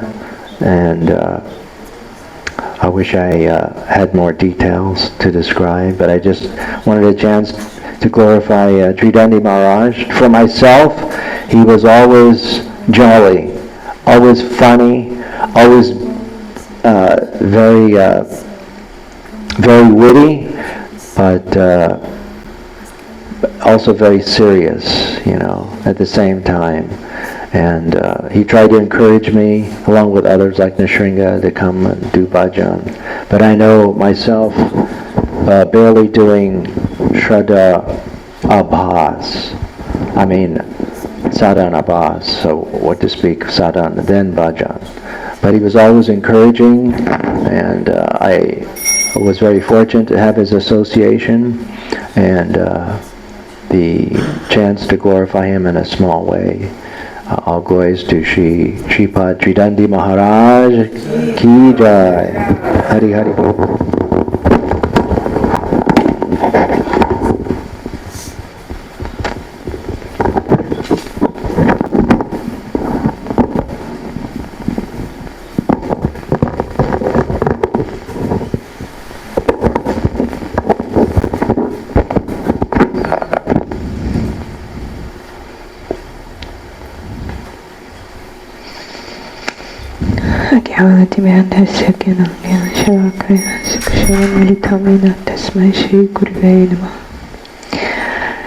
So I feel like I probably had less experience with Srila Tridandi Maharaj than everyone else in this room, but I really wanted to share this one incident with him that really inspired me and really struck me.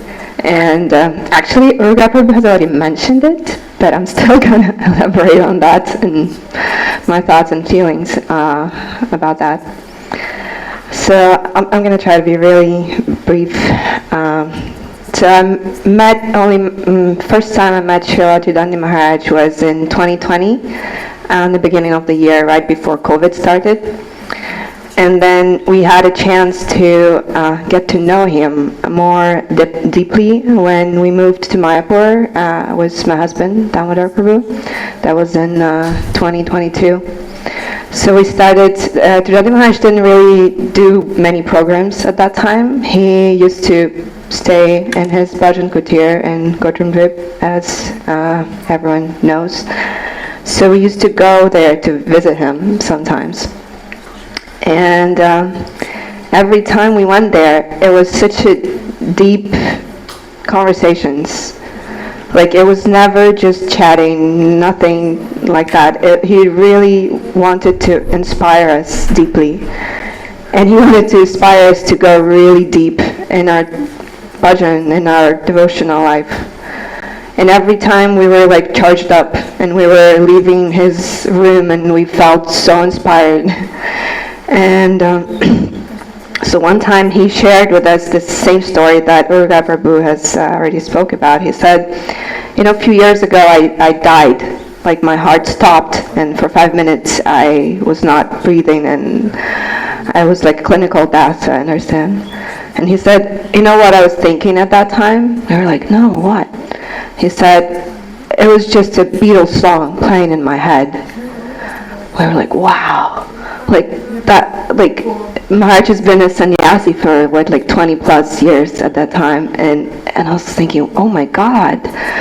So it means that at the end of our life, we're gonna think about the time when we were most happy, about something that we're most attached, and that could be something totally mundane, and it was so scary. I was horrified, what would I think? At the end of my life, what will I think? And it was really eye-opening for me, and it really struck me. I was thinking about it for a few days. When Maharaj was telling us that, he said, so because I had this strong impression in my youth, and I haven't listened to those songs for 20, 30 years, maybe more than that, and still, that's what I was thinking. That's what was my happy memory. And he said, so now I realized what I have to do. I have to prepare myself. And he said, now I'm preparing myself. Now I'm going really deep, and I want to feel taste. Now I really want to feel the taste, the sweetness. And I'm going really deep into chanting and into reading all these literatures. Every time we would come to his room, he would have all his books opened, these really high topic books. And he was really studying them, really going deep into them. And he even gifted some of those books to my husband. And he was encouraging him to read them too. So it's such a example for us how to live and how to die, actually, how we have to really prepare for our death. And better we start now, because it really takes a long time. And to create this really strong impressions so that our most happy thing in our life, it should be connected to bhakti, not something mundane, not something from back in the time in our childhood when we felt really happy. So this was a really eye-opening experience for me. When Maharaj said that, I was I didn't realize that even after so many years of practicing, of as a sannyasi, being a preacher and practicing so deeply, these impressions are still so strong in him. So what to speak about me? I'm sure that this is a lesson that he shared this thing with us. This is a lesson for everyone to understand that yes, really we have to go deep, and we have to try to find that taste. We have to try to find something that our heart is really responding to, and we feel deep attachment to, and better that be connected to bhakti. So yeah, that's one thing I wanted to share because that really impressed me. And there are many other things and stories that were connected to Maharaj when we were coming and talking to him, but I don't want to take time with that. Just one last thing. When I first met Maharaj, I was talking to my uncle, And I told him, I met this one Maharaj, he's disciple of your Gurudev, it's Tridandi Maharaj. He's like, oh, Tridandi Maharaj, he's one of my most favorite. And he said, I did this retreat with him. It was a Harinam retreat, and it was somewhere in Europe. I can't remember the country. He said, we all had to chant 1 lakh with Tridandi Maharaj. This is during the whole retreat. So my uncle was part of that, and he said he had like a really deep experience at that time. So this is also kind of describing, showing how deep Maharaj was. Like he wanted to go deep. This was his very special quality. Like he was not interested in anything on the surface. He wanted to go really deep. And I think this is what really how he really won my heart. Like, is such a special person in my life, even though I didn't have so much association with him, but I realized that he's a very special person. So thank you.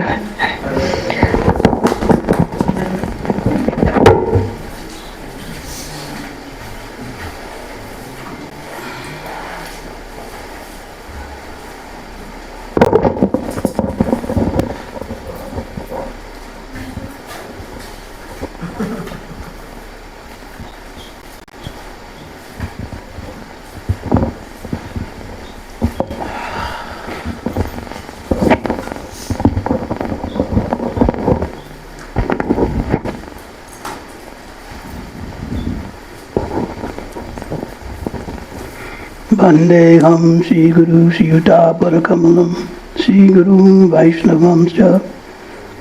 We can do this together. Sri Rupam Savrajatam Sahagana Raghunatam Sajivam Sadvaitam Savadutam Saridham Krishna Chaitanya Devam Sri Radha Krishna Padam Lalita Sri Vishagnam Om Jnanadhamnandasya Gyananjana Salakaya Chakshum Militam Jena Tasmai Shri Gurave Namo Vanchakalpatarubhyascha Kripa Sindhu Bhavacha Patitanam Pavanebhyo Vaishnavebhyo Namo Namah.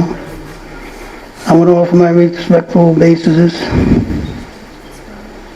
humble obeisance unto the lotus feet of His Divine Grace, A.C. Bhaktivedanta Swami Prabhupada, and also under the lotus feet of Srila Bhaktivedanta Narayan Goswami Maharaj,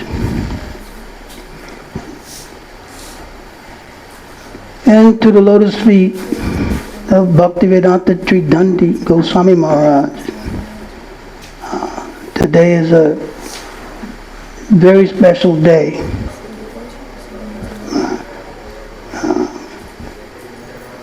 For the Vaishnavas, the days that we don't look forward to.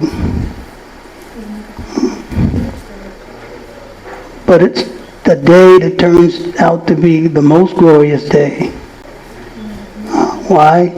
Because we can delve deep into the heart and bask again in the beautiful remembrances of the association of these sadhus.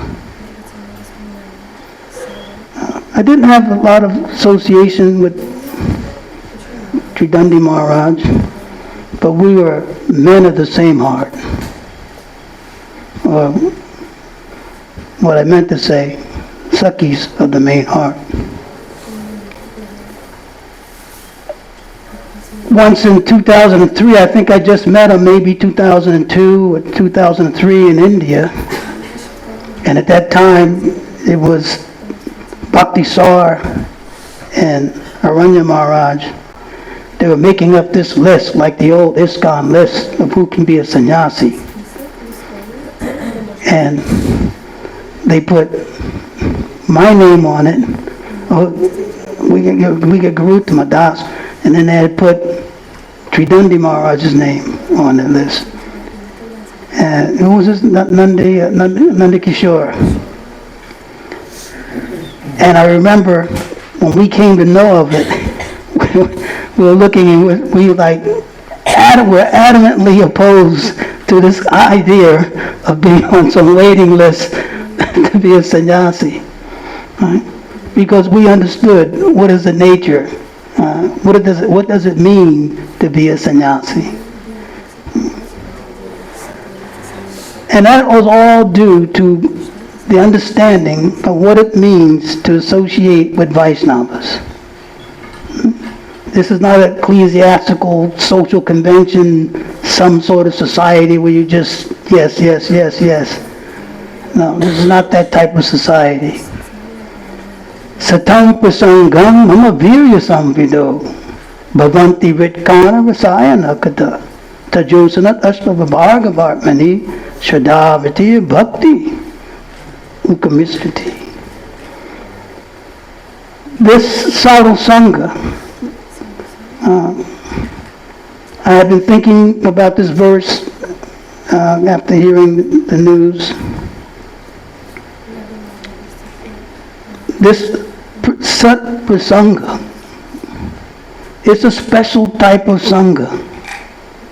This association with Vaishnava, for those who were hearing how his heart, Tridandi Maharaj's heart was always screaming, always endeavoring to find the depths of that being where he could be heard by Alita, Vishaka, by Sri Rupa Manjari and Rati Manjari. He was screaming like that.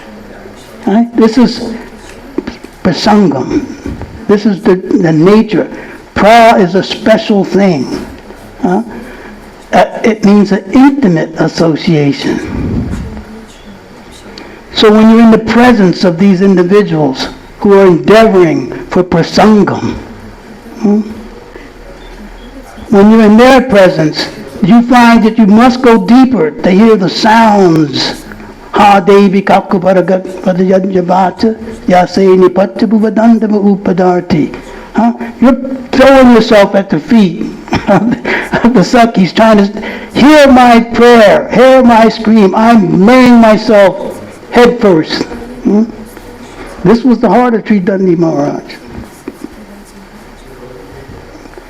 In Radhakund, on the opening of the temple, I was making some statements, and then after, I don't know if he said, I guess after I spoke, he was saying, here's your person of my heart. Someone who's endeavoring, who's screaming to understand something, to delve deep into the realm of what is bhakti. This is association, prasangam. And it's very powerful. It's not a surface thing. It's a very powerful thing. Mama virya samvido. It's so powerful that there's no obstruction. And if there's any obstruction, it just simply becomes a source of power and impetus to keep moving. This is who he is.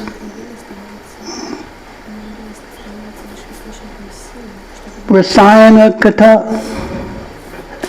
and it's a very sweet thing. Devotees have spoken so wonderfully about his personality and the sweetness. But that sweetness is not an artificial sweetness. As we heard, he's endeavoring. Oh, didn't want to waste a moment. And then the point about what he remembered at the time when he thought he had left this world. And those are seeing it as an instruction. But he's trying to tell you that at that point, I saw the sweetness.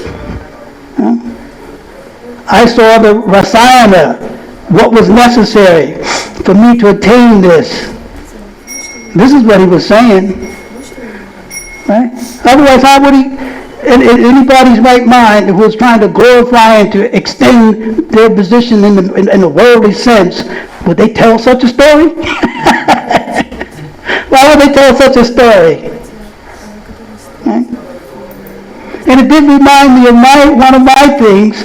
I was a young devotee at 23 and some years old. I'm chanting in front of Vijayendra Mandana Lord Jagannath, and somehow I must have dozed off or so, just have whatever phase I was. And then I heard this voice, love of God, ha, ha, ha.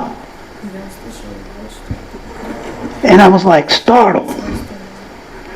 Where is this demoniac thing coming from? Right? And at that point, I said, I need to, as he was expressing, I need to get beyond this. I need to get beyond the impressions. Whatever's there's an obstruction, I need to go beyond that. Satam prasangam mamabhirya samvido. So with the prasangam, with the special sangha association that allows for intimacy. If you don't get intimacy, you don't get sangha. Sangha means intimacy. Doesn't mean anything else. Doesn't mean I bumped shoulders with the Maharaj. Doesn't mean I broke bread with the Maharaj. Right? Sangha means something intimate. Where soul to soul, there's screaming going on to attain his bhakti.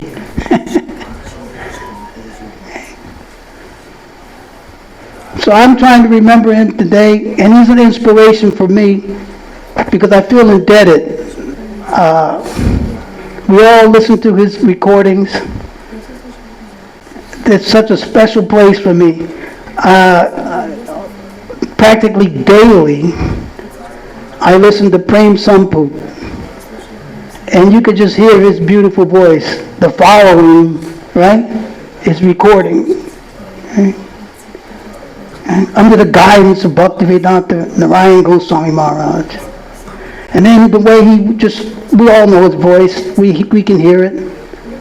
And then the way he spoke, and the Jaiva Dharma. So he has a special place in my heart, because every day I know I'm going to be hearing that voice, and I'm going to be thinking of that intimacy that he's seeking. Because as he said, we're men of the same, right? You want to be a madman for Krishna, right? Like me. So today is a very special day. It's a day that if we think sincerely about what we are supposed to be aspiring for,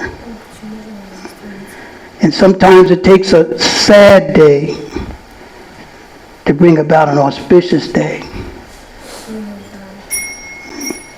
Sometimes it's like that. But Krishna's told us that if we simply follow the process, as you're describing, he's always pressing, follow the process. He was a no-nonsense, follow the process, because he could understand. Matchita mat gatapanas bhuriyantas parasparam katiyantas cha mam nityam tushanti cha ramanti cha.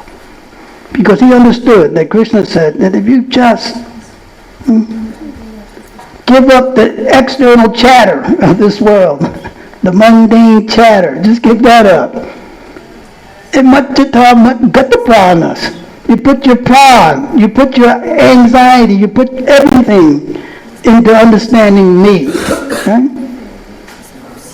And you do this in association. Bhuriyantas parasparam. You give back and forth one another. You scream the heart of your soul, and you hear the screaming of the soul of the other person. Then, tushanti cha ramanti cha. Krishna says, I guarantee you'll be happy. There is no other happiness. Krishna has laid out the platform of happiness. And that is to take our soul and ask for this prasangam. Ask for this intimate association. This intimate feeling that Bhaktivedanta Tridandi Maharaj has always been trying to express. So I was very fortunate to see him at the program, and I told him that we should get together more, because I knew we had similar ideas, and I thought, oh yeah, that'll happen. And we exchanged, I believe, like WhatsApp or Messenger. It was good to see you. It was good to hear from you. Looking forward to future exchanges.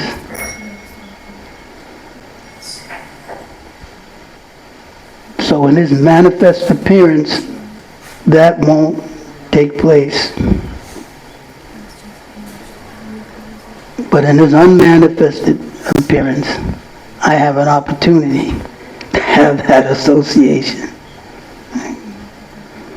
This is the real business of those who are seeking to associate with a sadhu, to associate with a transcendental personality. So, I didn't know, I'm sitting here, I didn't know how solemn I was going to be. But these are the feelings that I have. And there's a sadness, of course.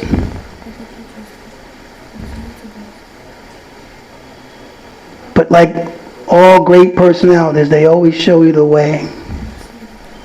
So by him leaving before me, he is showing me the way. He's pointing, have no fear. Just endeavor in this practice of bhakti. Have no fear, and you will get there. Right? So this is a blessing.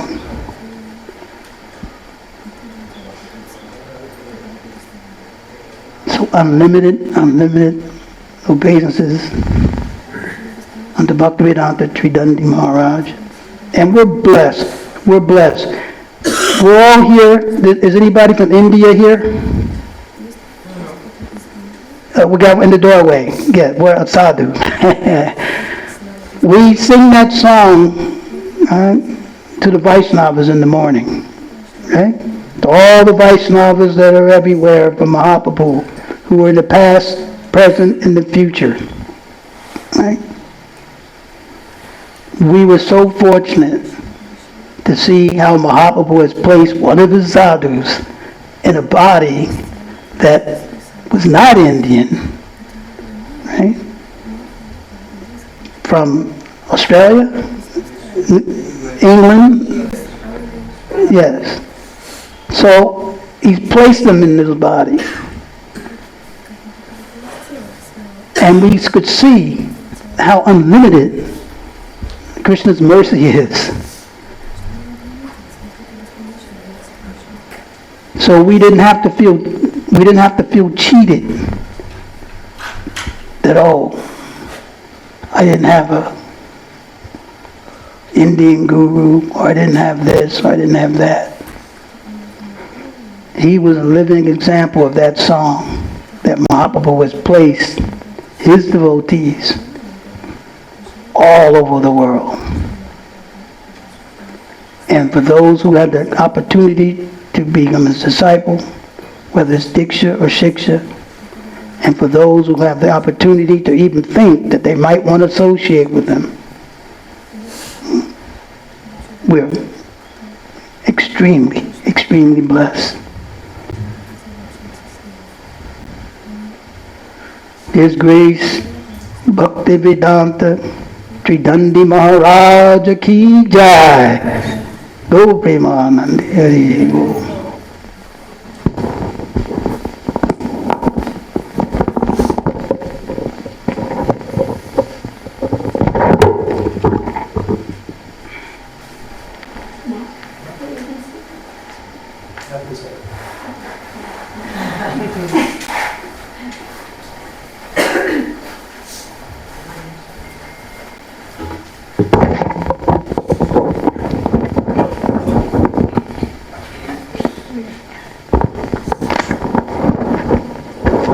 Haribol.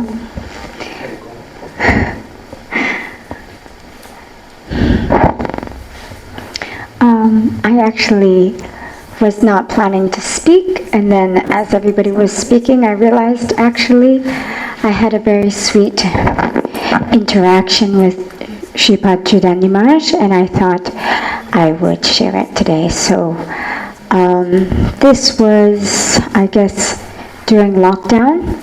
He was still over in Godrum behind Srila Bhaktivinoda Thakur's house, and I was staying on Mayapur side. And I got a call, and it's Tridandi Maharaj calling me. And I'm like, oh, Tridandi Maharaj is calling me. What would this be about? And so I was like, oh, Dandavat Maharaj, Haribol. And he was like, oh, Haribol.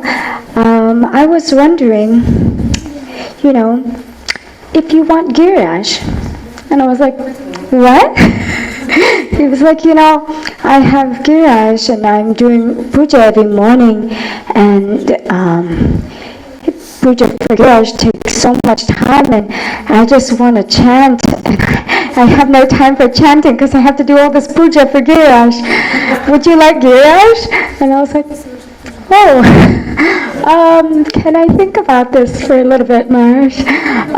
Let me call you back. And I hung up, and I was thinking, oh my gosh, this is a very big thing.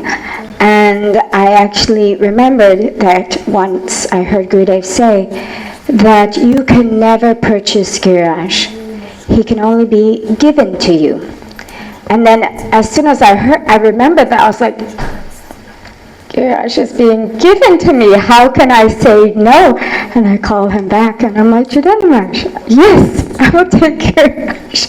And he was like, great, come over and get him today. So I sent Lakshmikanta Nandakishore went over to Godrum and collected all Giraj's paraphernalia and his clothes, and there was a lot of paraphernalia and a lot of clothes. It was like 2 big bagfuls of things. And yes, it was pretty amazing. I actually asked him, I was like, Maharaj, what made you think of me? Why me? And he was like, well, I just wanted Giraj to go to a nice Brajbasi family. That's what he said. So anyway, somehow magically Giraj was given to me by Tridandi Maharaj, and so I was just remembering that story today, and I just wanted to share it with everyone. So that's all.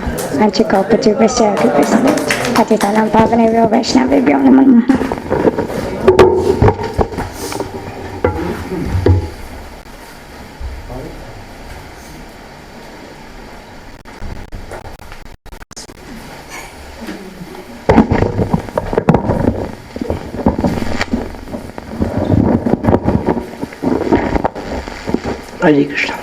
Vanshakal Prabhupada Paya Chapadam Pavashna Hare Krishna Shritam Bopan Danasha Datas Guru Bhaktarna.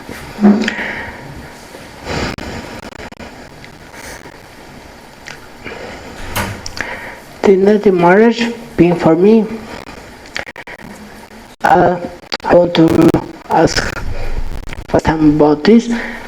Before I never thought anybody, but this is my second birth in this life, something strange, and I take it Diksha from my Gurudev, but I forget everything. And in this second life, second birth, Tridandi Maharaj gave me second time Diksha mantra. And I hope for one day I will meet him, because I know if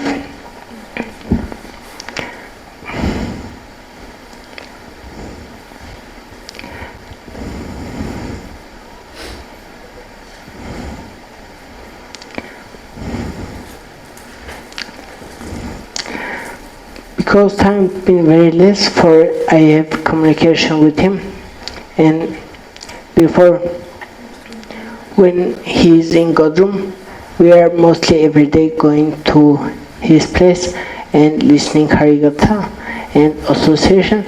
And I remember he make it in his garden garage, and we are also doing parikrama and like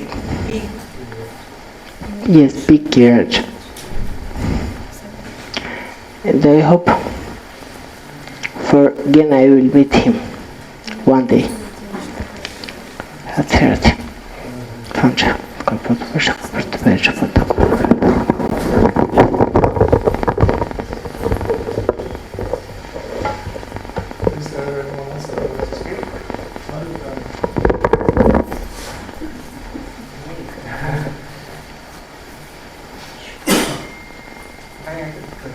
It's getting lighter the more you keep telling me. It's getting lighter.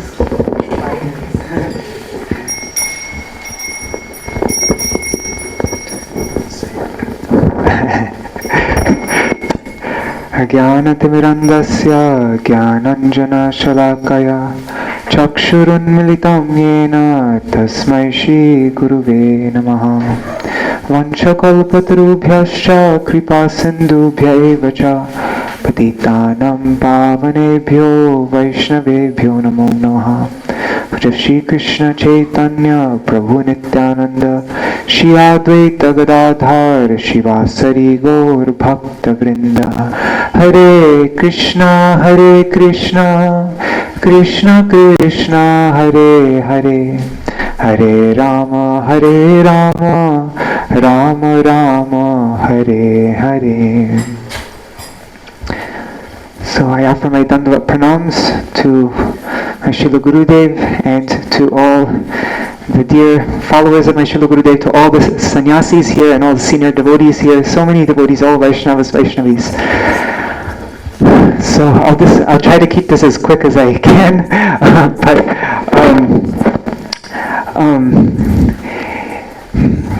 was it Mahaprabhu said to Srila Haridas Thakur, Achar karen keho na karen prachar, prachar karen keho na kore achar. Achar prachar namer koroho dui karya, tumi sava guru tumi jagater arya. That some people, they follow their own practice, their achar, but they don't share it. There's no prachar. And some people, they only preach, but they don't follow they're not strong in their own practice.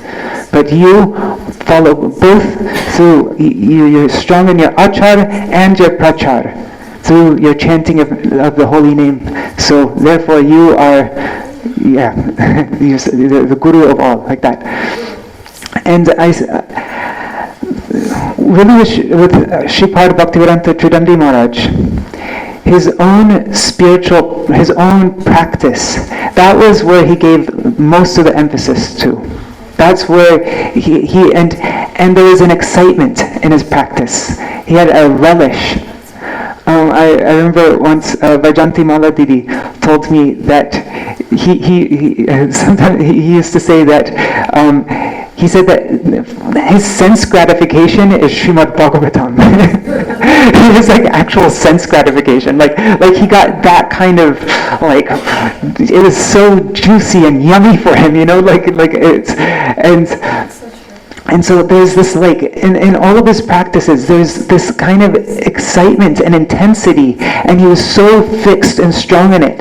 And so because of that, he also gave a lot of emphasis to preaching, but his main focus was on his own practice, and therefore his preaching had some very deep effect on, like, actually this has been such an inspiring thing to see how many devotees all over the world, so many small people that you would never hear about, and like this Mataji right here, how deeply he impacted people, like in a really tangible way that actually really made a significant difference in their life. And why did it have so much power? Was because of his relish in his own practice. And so then when he would speak Harikatha and when he would encourage devotees, it had a lasting effect. And most preachers and most people traveling around and giving class and everything, they'll share a lot and they'll give a lot, they'll speak a lot.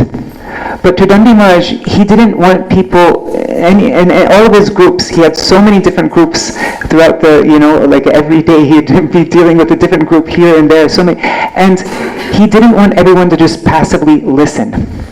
He would make everybody do the work.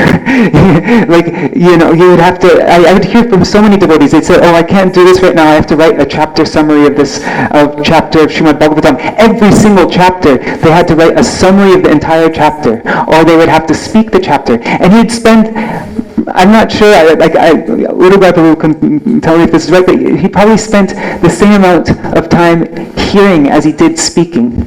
Hearing from the devotees, making sure they understood everything. And he'd always be zooming out so that they can get the flow, right? He'd have the devotees recite memorize all the chapters, the sequence of all the chapters in every single canto of Srimad Bhagavatam.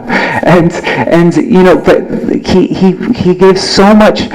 He really wanted people he didn't want to just speak at people and have them passively listen, but he wanted to empower people so that they weren't dependent on him. And so we'll be seeing how, so many devotees have been sending me requests. I have a long list of people who wants to share, and so far all of the glorifications we've been hearing is how deeply and what a deep way he impacted everybody. And he was so personal also. There's so much, if you just did the smallest thing, he'd have so much gratitude and he'd never forget it. So much appreciation. And everybody, you felt so relaxed and comfortable and so much care. And even if you didn't have so much, if you didn't know him so much, the first time he'd meet you, he'd shower you with this. When I came in 2002, I got sick. I didn't know him that well. And at that time, during the busy Kartik time, when there's all the parikrama, all the Harikatha, everything going on, and I didn't know him that well, but he personally cooked khichdi for me and brought it to me every single day amidst all the busyness. But he made a priority for that. He had that kind of caring in his heart, and he had that for everybody, and it was so intense, and his excitement, and he wanted everybody else to feel that excitement that he was feeling. And so in Gurukul, I remember he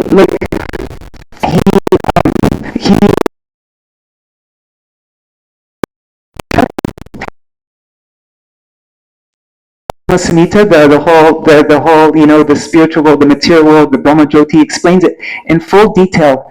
And then he gave every student there, this was probably before I was a teenager or when I was just a teenager, he gave maybe Jayashri would remember, he gave everybody a big sheet of paper, like a big poster-sized sheet of paper. And everybody had to draw the entire universe from what and he had a test, and he'd give everybody, the person who wrote the most details and who did the best chart, he'd give them a gift. And so the whole school, all the kids, all the ages, we all tried to make our own universe chart on these big sheets of paper. And I remember at that time, he made the whole process seem exciting to me, and I thought, I want to make a tent, and I'm going to put a tent over here. I had a whole location where I wanted to put it, and I said, and I'm going to chant 64 rounds every day, and I was just a young kid. But his excitement was so intense and genuine that it would rub off on everybody else. And so I'm feeling, anyways, whatever. I'm feeling a little sad because I'm moving to Radhakund, and I was really looking forward to spending time with him more regularly, but I'm also feeling so grateful. Especially something that's really inspiring me is to see how deeply he affected so many devotees. And in that way, he's living on in a very real way by seeing this inspiration that he gave everybody all over the world. And that his love like this, his effect is always be affected. And so I'm very grateful, and I'm offering pranam to him again and again, and I'm praying that some of this excitement that he had in his own practice, that I'll take that seriously, and I'll have that same excitement, and that's what I'll give all my emphasis on. And then the preaching will have some effect. So, Vancha kalpatarubhyashta kripa sindhubhya vacha patitanam pavanebhyo vaishnavebhyo namo namaha.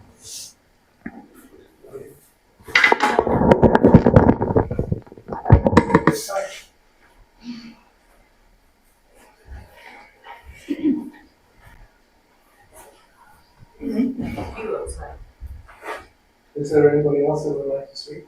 I can share one.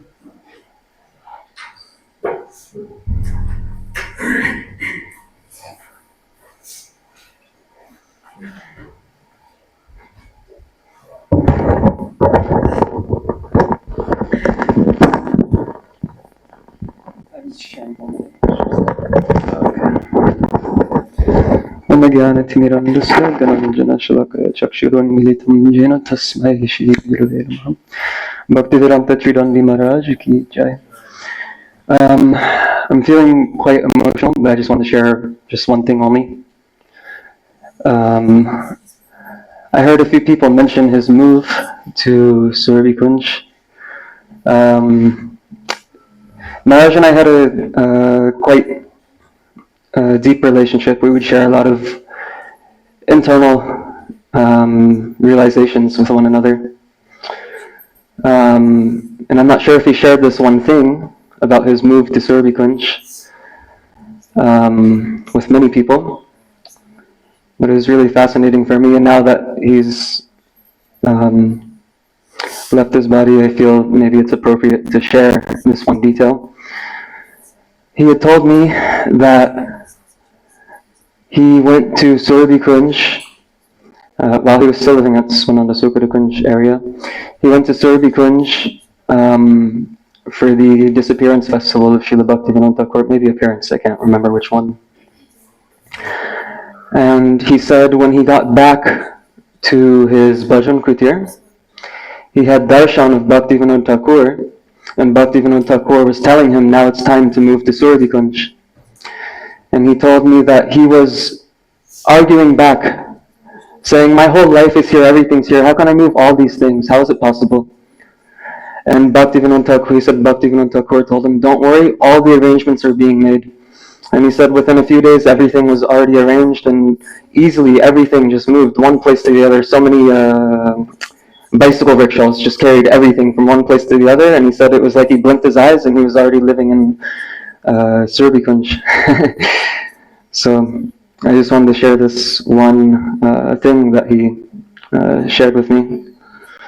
Really mind-blowing. Vanjakalpatarubhyascha kripasinubhya patitanam pavanebhyo vaishnavebhyo namo namaha.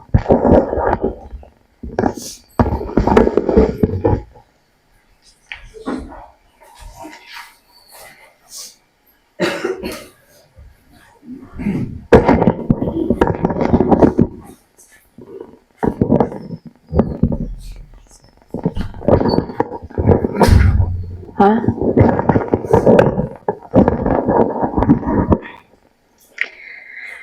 Jnanatimarandasya jnanam shalakaya chakshuranmilitam tasmai Shri Gurave Namaha. Om Vishnupadaya Shiradikaya Priyamani Srimad Vanjakalpatarubhyascha kripasindhubhya vacha patitanam pavanebhyo vaishnavebhyo namaha. I don't feel like I have anything really to add. I'm mostly wallowing in my own feelings. They hit me pretty hard, actually, which is kind of unusual. In my experience, I don't know, maybe it's growing up as a devotee, this idea about death and the feeling of, I don't know, it's almost like a numb feeling, but it hasn't been that way.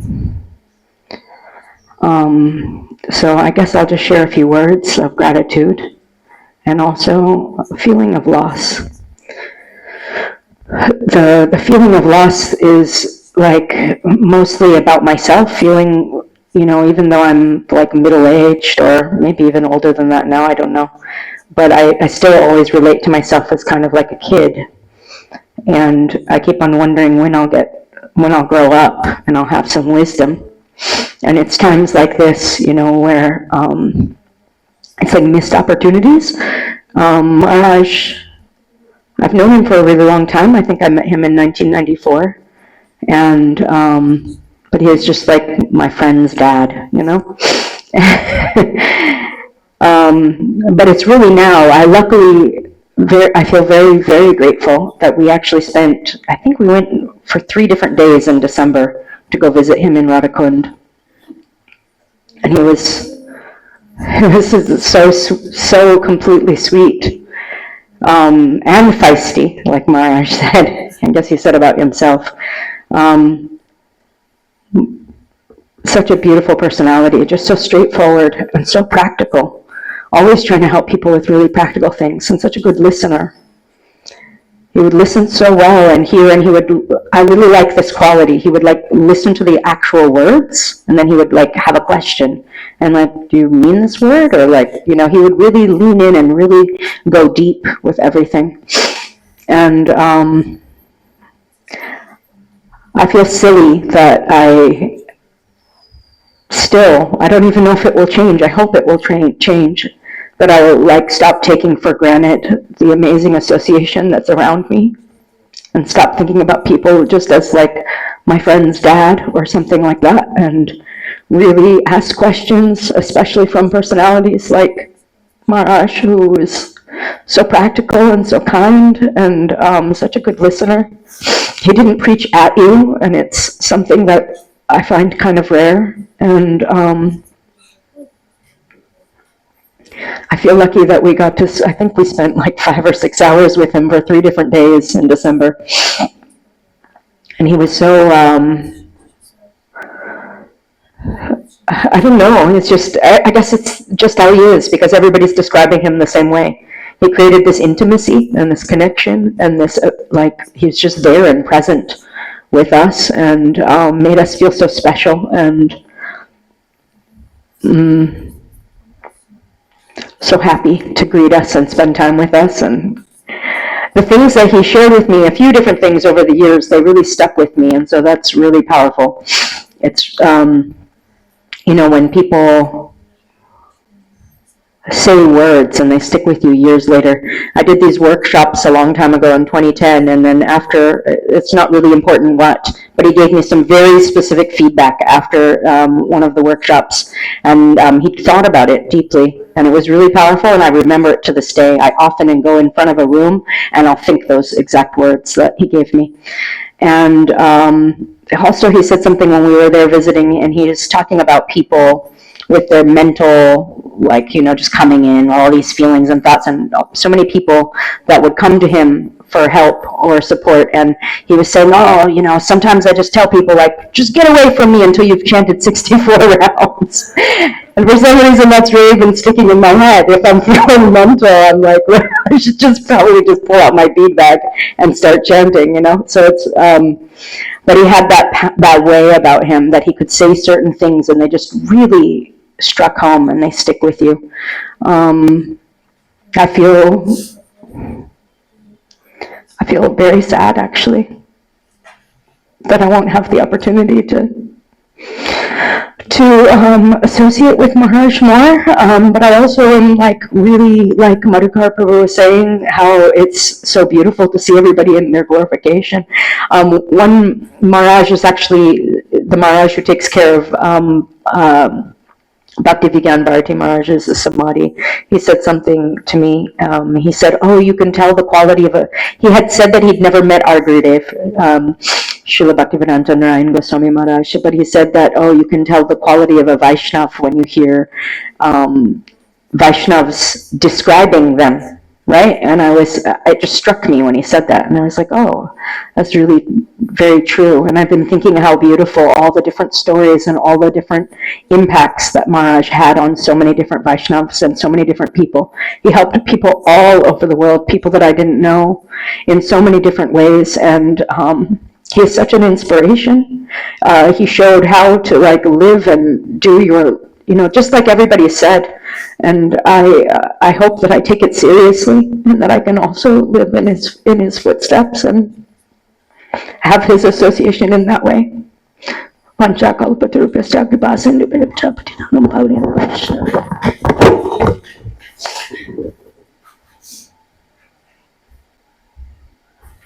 there anybody else that would like to speak?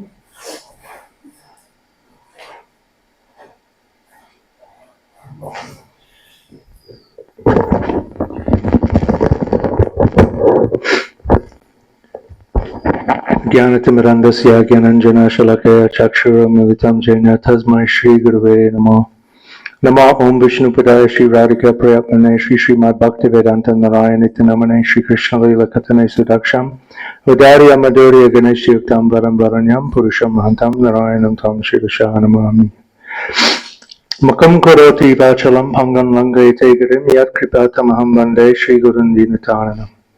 Offer my Dandavat pranams to my Diksha Guru Srila Bhaktivedanta Narayan Goswami Maharaj, to the Sannyasigan headed by Padmanabha Maharaj, and all the Vaishnavas and Vaishnavis, and especially at the lotus feet of Sripad Bhaktivedanta Tridandi Maharaj, who I feel very honored that I could call a friend.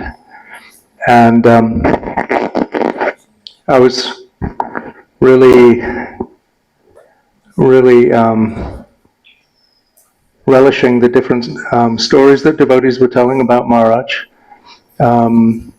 My memories of Maharaj mainly from, the most association that I got with Maharaj were mainly in the 1990s. I first met him in, I think, around 92, something like that. And we were both in ISKCON and going to see Srila Gurudev. So all my memories really about Maharaj were really from that time and in Vrindavan. And it was kind of interesting. We would go to see Srila Gurudev, but we never really spoke until Srila Gurudev's first tour in England. And we first started talking at that time, and because I remember I was coming back to the apartment where Gurudev was staying with all the devotees. It was a really small apartment owned by Sridham Sarkar. And Maharaj was at the door, and he saw me coming. He's like, "I've been waiting for you." And I was like, "Okay." As the devotees were saying, he was real feisty, actually. And especially at that time, back in the 90s, Maharaj was a real serious person. And contrasted to recently, very sweet. But anyway, anyways, I've been waiting for you, and I was like, okay. And he said, you can't go in there. And I was like, well, why not? And he's like, the temple president from Bhaktivedanta Manor is in there, and they want you back, and they're here to take you back, so don't go in there. And I was like, well, I'm going to go in there. I'm going to tell them what's up. And he's like, no, come with me. And he made me go with him and sit behind this huge, this vent. And he said, we're just going to hide out. And I was like, I'm not hiding. He's like, just sit down and just relax. Right? And he said it in a very unrelaxed kind of way. And then we started talking. And it turns out that a lot of our former life was very similar. Both our fathers were in the Royal Air Force. We both lived on the island of Cyprus when we were younger. We traveled around a lot because our fathers were in the military. And in Maharaj's words, he said, oh, so you're just like my younger brother. And I was really happy to hear, I don't have any siblings, but I was really happy to hear that, because I couldn't think of anybody that would rather have as a brother than Maharaj. And so I started being really affectionate with me, and he kind of let me know that really this is about seva. And so he kind of, made it real clear that our relationship was based on our seva and with Gurudev. And so I always remember we went on tour together with Gurudev. And every time Gurudev would chastise me, somehow or other Maharaj was always there. And he'd hear Gurudev chastise me. And I'd be looking at him like, oh my God, like this. And he'd just laugh at me. And he'd just say, every time, he'd say the same thing. He'd go, that was perfect. And so he would never let me get away with any kind of, he wouldn't give me any sympathy or any kind of kind words or anything like that. It was always the same thing, perfect. That was perfect. And eventually I ended up living in the same building as him.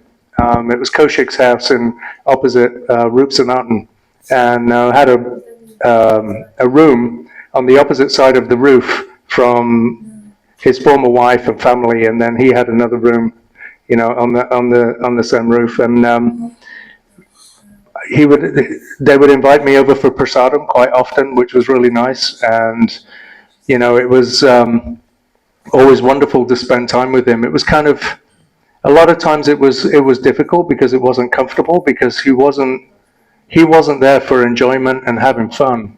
He was there for serious bhajan, and he was very, as Maharaj said, dedicated. Dedication's a perfect word. And I remember this one time I was over there for prasadam, and he said, do you want to go out on Prikrama? And I was like, yeah, sure. And so the next day he showed up at my room at 2 o'clock in the morning without telling me. And he's like, take a bucket bath, we're going. And I was like, okay, I've got to get my things together. So I quickly got a bag together and a sleeping bag and different things like that. And he's like, what are you doing? And I was like, well, we're going out on Prikrama, I need something to sleep in. He's like, put all that down. I'll get your stuff ready. And he basically got a chadar. He said, you got your beads? And I was like, yeah. He's like, you got a gamcha? I was like, yeah. He's like, okay, that's it. And so I went out looking for a rickshaw, and he was really upset that I was looking for a rickshaw to go to Varshana from Vrindavan. And he wanted to walk. And so anyway, I eventually talked him into getting a rickshaw. So we went to Varshana. And then we spent a wonderful morning there. And then he said, okay, Nandagram. And I was like, all right. So I went around looking for a rickshaw, and he's like, no, we are walking. And so we walked to Nandagram, and I got really thirsty and I bought a bottle of water, and he just looked at me, he was like, weak. And he was drinking out of pumps and wells and things like that. So I started doing the same thing, and of course I got sick. And I remember we went to find a dharmashala, and he was really upset that I was going to pay to stay in a dharmashala while I had a fever, and I was laid out in this dharmashala, like almost like unconscious with this fever. And he comes in and he sat down and he said, so do you need anything? Grapes, anything, fruit, beads? Are you chanting japa? I was like, at the time he was Nanda Kishore, and I was like, Prabhu, I'm like, I don't know if I'm conscious. And he's like, I don't see your beads anywhere. Did you chant japa today? And I was like, no. And he's like, okay, where are they? I'll get them for you. And basically he stuck my mala on my chest and sat there kind of like looking at me until I started chanting. And then the next day he said, okay, Govardhan. So I said to him, I was like, Prabhu, we should go back to Vrindavan. I feel terrible. And he's like, yeah, but we got to finish our Prikrama first. We should go to Govardhan. So we went to Govardhan, and we're walking around Govardhan. We got to Radhakund, and I'm like shivering, and he's like, okay, let's take bath. And I was like, Maharaj, it was winter time, by the way, and he was like, it was really freezing in Radhakund. The water was cold.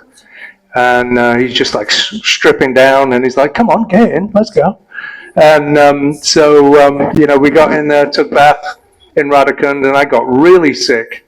And again, I was greeted with I didn't realize you were so weak. And so eventually we went back to Vrindavan, and he started telling everybody, like, I go over prasadam, if there was a guest there, he'd tell everybody how weak I was because of this parikrama that we'd just done and how I'd ruined it. And there was one other time we were on tour, and there was one thing that when I married my previous wife, we were being married by Gurudev in his room, and Vrindavan Vilasini went as my mother, and he came up to me and he said, so you going to invite me to be the witness? And I was like, oh yeah, you could be my dad, right? And he's like, yeah, I'm not old enough to be your dad. And he's like, but you know, you should invite me. I want to come. And I was like, wow, okay, great, I would love that. He's like, I'm not coming for you. We're going to Gurudev's room, right? And I was like, yeah. And he's like, that's why I'm coming. I hate weddings. So he came as a reluctant witness for my wedding.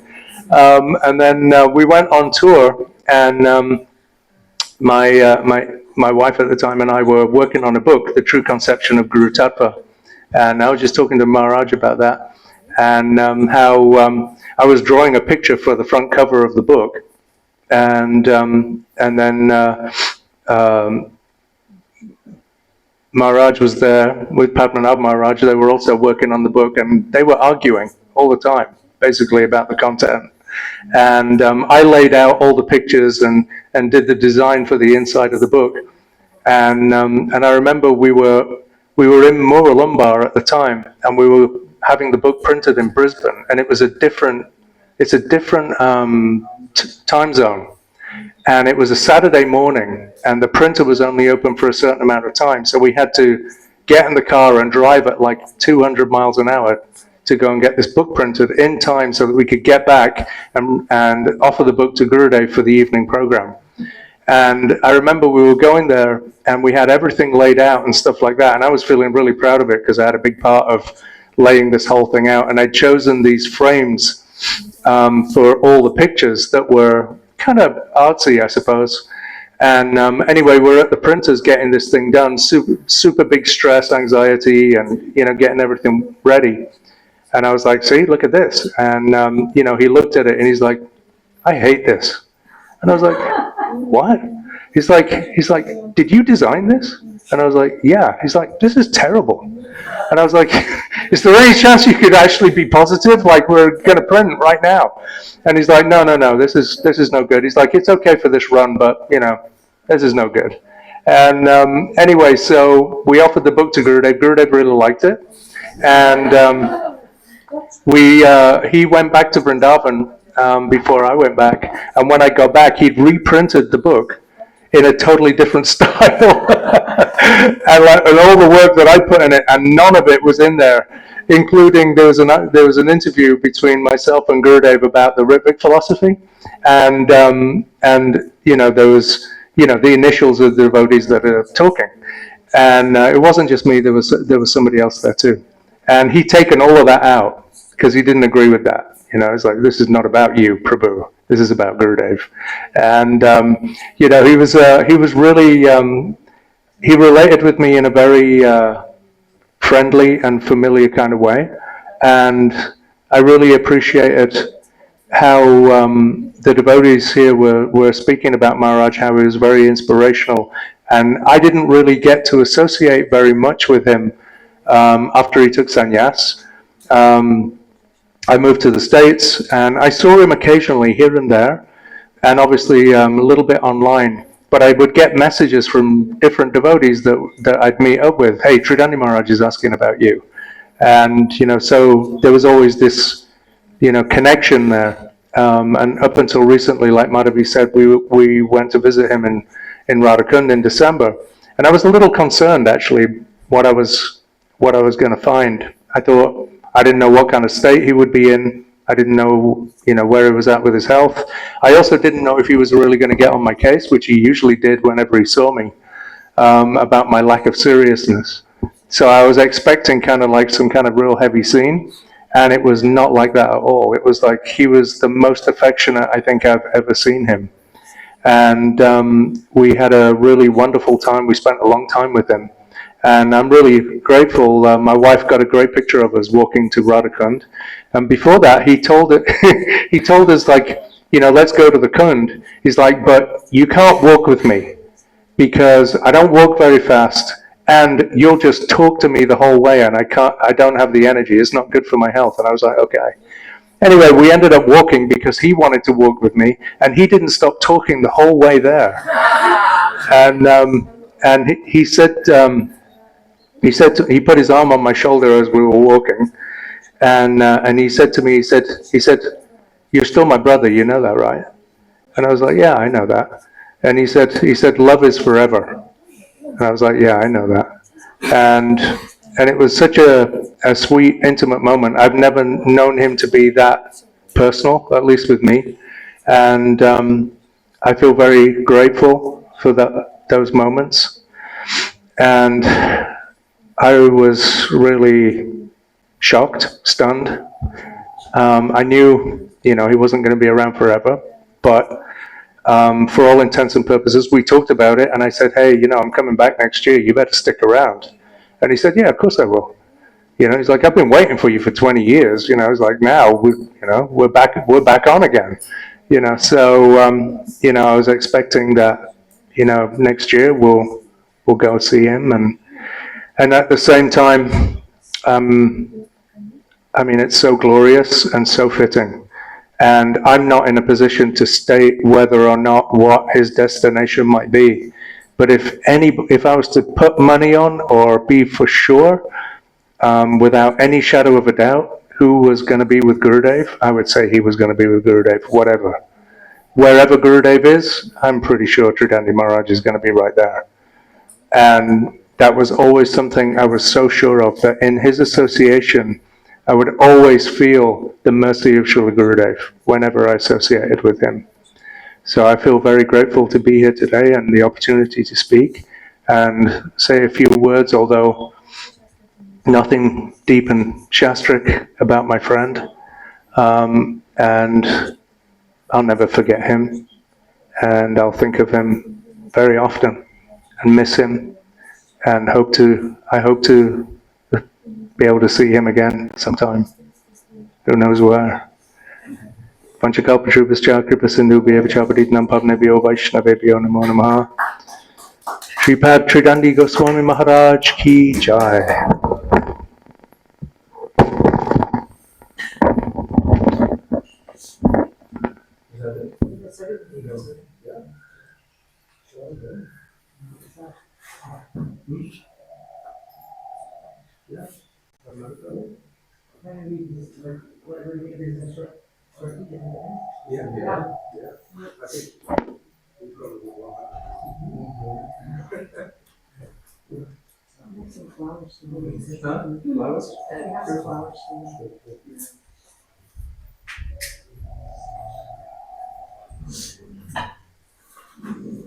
Are we doing a Pushpanjali?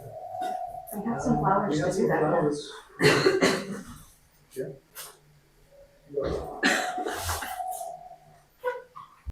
Hare Krishna, Hare Krishna, Hare Krishna, Krishna Krishna, Hare Hare, Hare Rama, Hare Rama, Rama Rama, Hare Hare, Hare Krishna. Sure. Krishna Krishna, Hare Hare, Hare Rama, Hare Rama, Rama Rama, Hare Hare, Hare Krishna, Hare Krishna, Krishna Krishna, Hare Hare, Hare Rama, Hare Rama, Rama Rama, Hare Hare, Hare Krishna, Krishna Krishna, Hare Hare, Hare Rama, Rama Rama, Hare Hare Krishna, Krishna Krishna, Hare Hare, Hare Rama, Rama Rama, Hare Hare, Hare Krishna, Krishna Krishna, Hare Hare, Hare Rama, Rama Rama, Hare Hare, Hare Krishna, Krishna Krishna, Hare Hare, Hare Rama, Rama Rama, Hare Hare, Hare Krishna, Krishna Krishna, Hare Hare, Hare Rama, Rama Rama, Hare Hare Krishna, Krishna Krishna, Hare Hare, Hare Rama, Rama Rama, Hare Hare, Hare Krishna, Krishna Krishna, Hare Hare, Hare Rama, Rama Rama, Hare Hare, Hare Krishna, Krishna Krishna, Hare Hare, Hare Rama, Rama Hare Hare, Hare Krishna, Krishna Krishna, Hare Hare, Hare Rama, Hare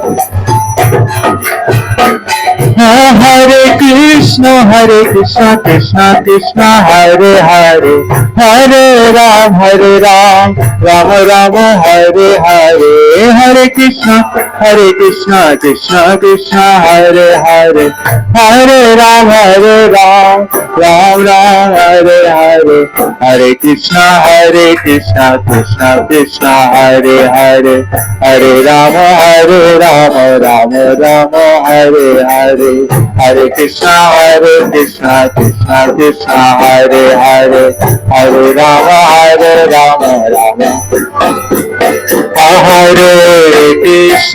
Hare Krishna, Krishna Krishna, Hare Hare, Hare Rama,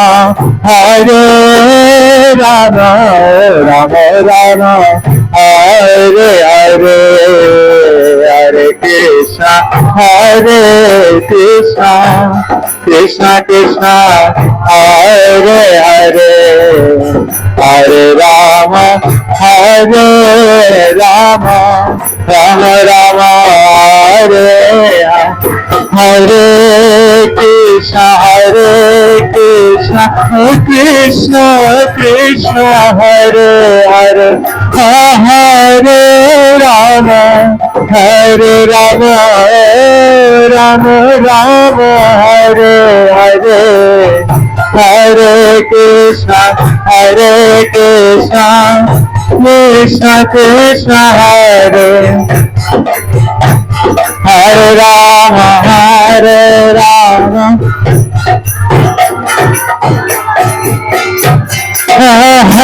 Krishna, Hare Krishna, Krishna Krishna, Hare Hare, Hare Ram, Ram Ram, Hare Hare, Hare Krishna, Krishna Krishna, Hare Hare, Hare Ram, Ram. Jai Guru Deva, Guru Deva, Guru Deva, Jai Guru Deva, Guru Deva, Guru. Jai Prabhu Para, Prabhu Para, Prabhu Para, Jai Prabhu Para.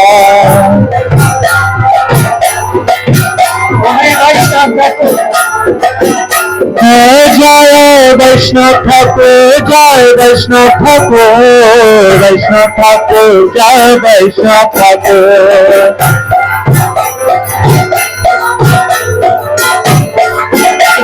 Hari Tiger, Hari Bol, Hari Bol, Hari Bol, Hari Bol, Hari Bol, Hari Bol. Hari Tiger, Hari Bol, Hari Bol, Hari Bol, Hari Bol, Hari Bol. Hari Bol, Hari Bol, Hari Bol. Jai Shikar Bhakti Vedanta Tridandi Maharaj ki Jai. His very bright, auspicious onward journey ki Jai. Jai Shri Gurudev ki Jai. Jai Shri Nitai Gaur Premanande Hari Hari Bol.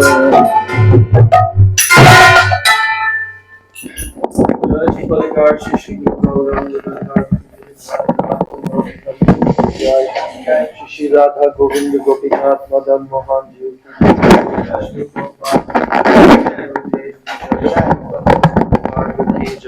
Sachinandan Gaur Hari ki Jai, Shri Nityananda Mahajan ki Jai, Shri Pancha Tattva ki Jai, Shri Navadvip Dham ki Jai, Shri Vrindavan Dham ki Jai, Shri Radha Krishna Gop Gopi Go Govardhan Dvadashavanatmaka Shri Braj Mandala Dham ki Jai, Shyama Kunda Radha Kunda Yamuna Ganga Tulsi Bhakti Devi ki Jai, Shri Radha Govinda Radha Gopinath Radha Madan Mohan Jiu ki Jai, Shri Radha Gokulananda Radha Shyam Sundar Radha Raman Radha Damodar Jiu ki Jai, Shrimati Lalita Vishaka Adi Ashta Sakhi Vrinda ki Jai, Shri Rupa Manjari Rati Manjari Ananga Manjari Adi Manjari Vrinda ki Jai, Shrimati Vrinda Devi ki Jai, Shrimati Purnamasi Yogamaya Devi ki Jai, Shri Gopi Swar Mahadev ki Jai, Sarva Bhishta Pradata Giriraj Govardhan ki Jai, Grantaraj Shrimad Bhagavatam ki Jai, Shri Jagannath Baladev Subhadra Sudarshan Chakra Jiu ki Jai, Shri Purushottam Kshetra Jagannath Puri Dham ki Jai, Bhakti Vigna Vinashana Shri Nrsinga Dev ki Jai, Bhakta Prabhu Shri Prahlad Maharaj ki Jai, Charodam Charu Sampradaya Charu Acharya ki Jai, Akara Matraj Shri Chaitanya Mat ki Jai, Aur Ananya Shakamat Samuha ki Jai, Shri Vishwa Vaishnav Raj Sabha ki Jai, Ananta Koti Vaishnava Vrinda ki Jai, Tribhuvana Pavana Harinam Samkirtana ki, Tribhuvana Mangala Harinam Prabhu ki Jai, Hare Krishna Maha Mantra ki, Sachinandan Gaur Hari ki, Shri Nityananda Mahajana ki, Shri Pancha Tattva ki Jai, Samaveta Bhakta Vrinda ki Jai, Samagata Gaur Bhakta Vrinda ki Jai. The transcendental disappearance day of His Divine Grace, Srila Bhaktivedanta Tridandi Maharaj ki Jai, Samaveta Bhakta Vrinda ki Jai, Nitai Gaur Premanande Hari Hari Bol, Gaur Premanande.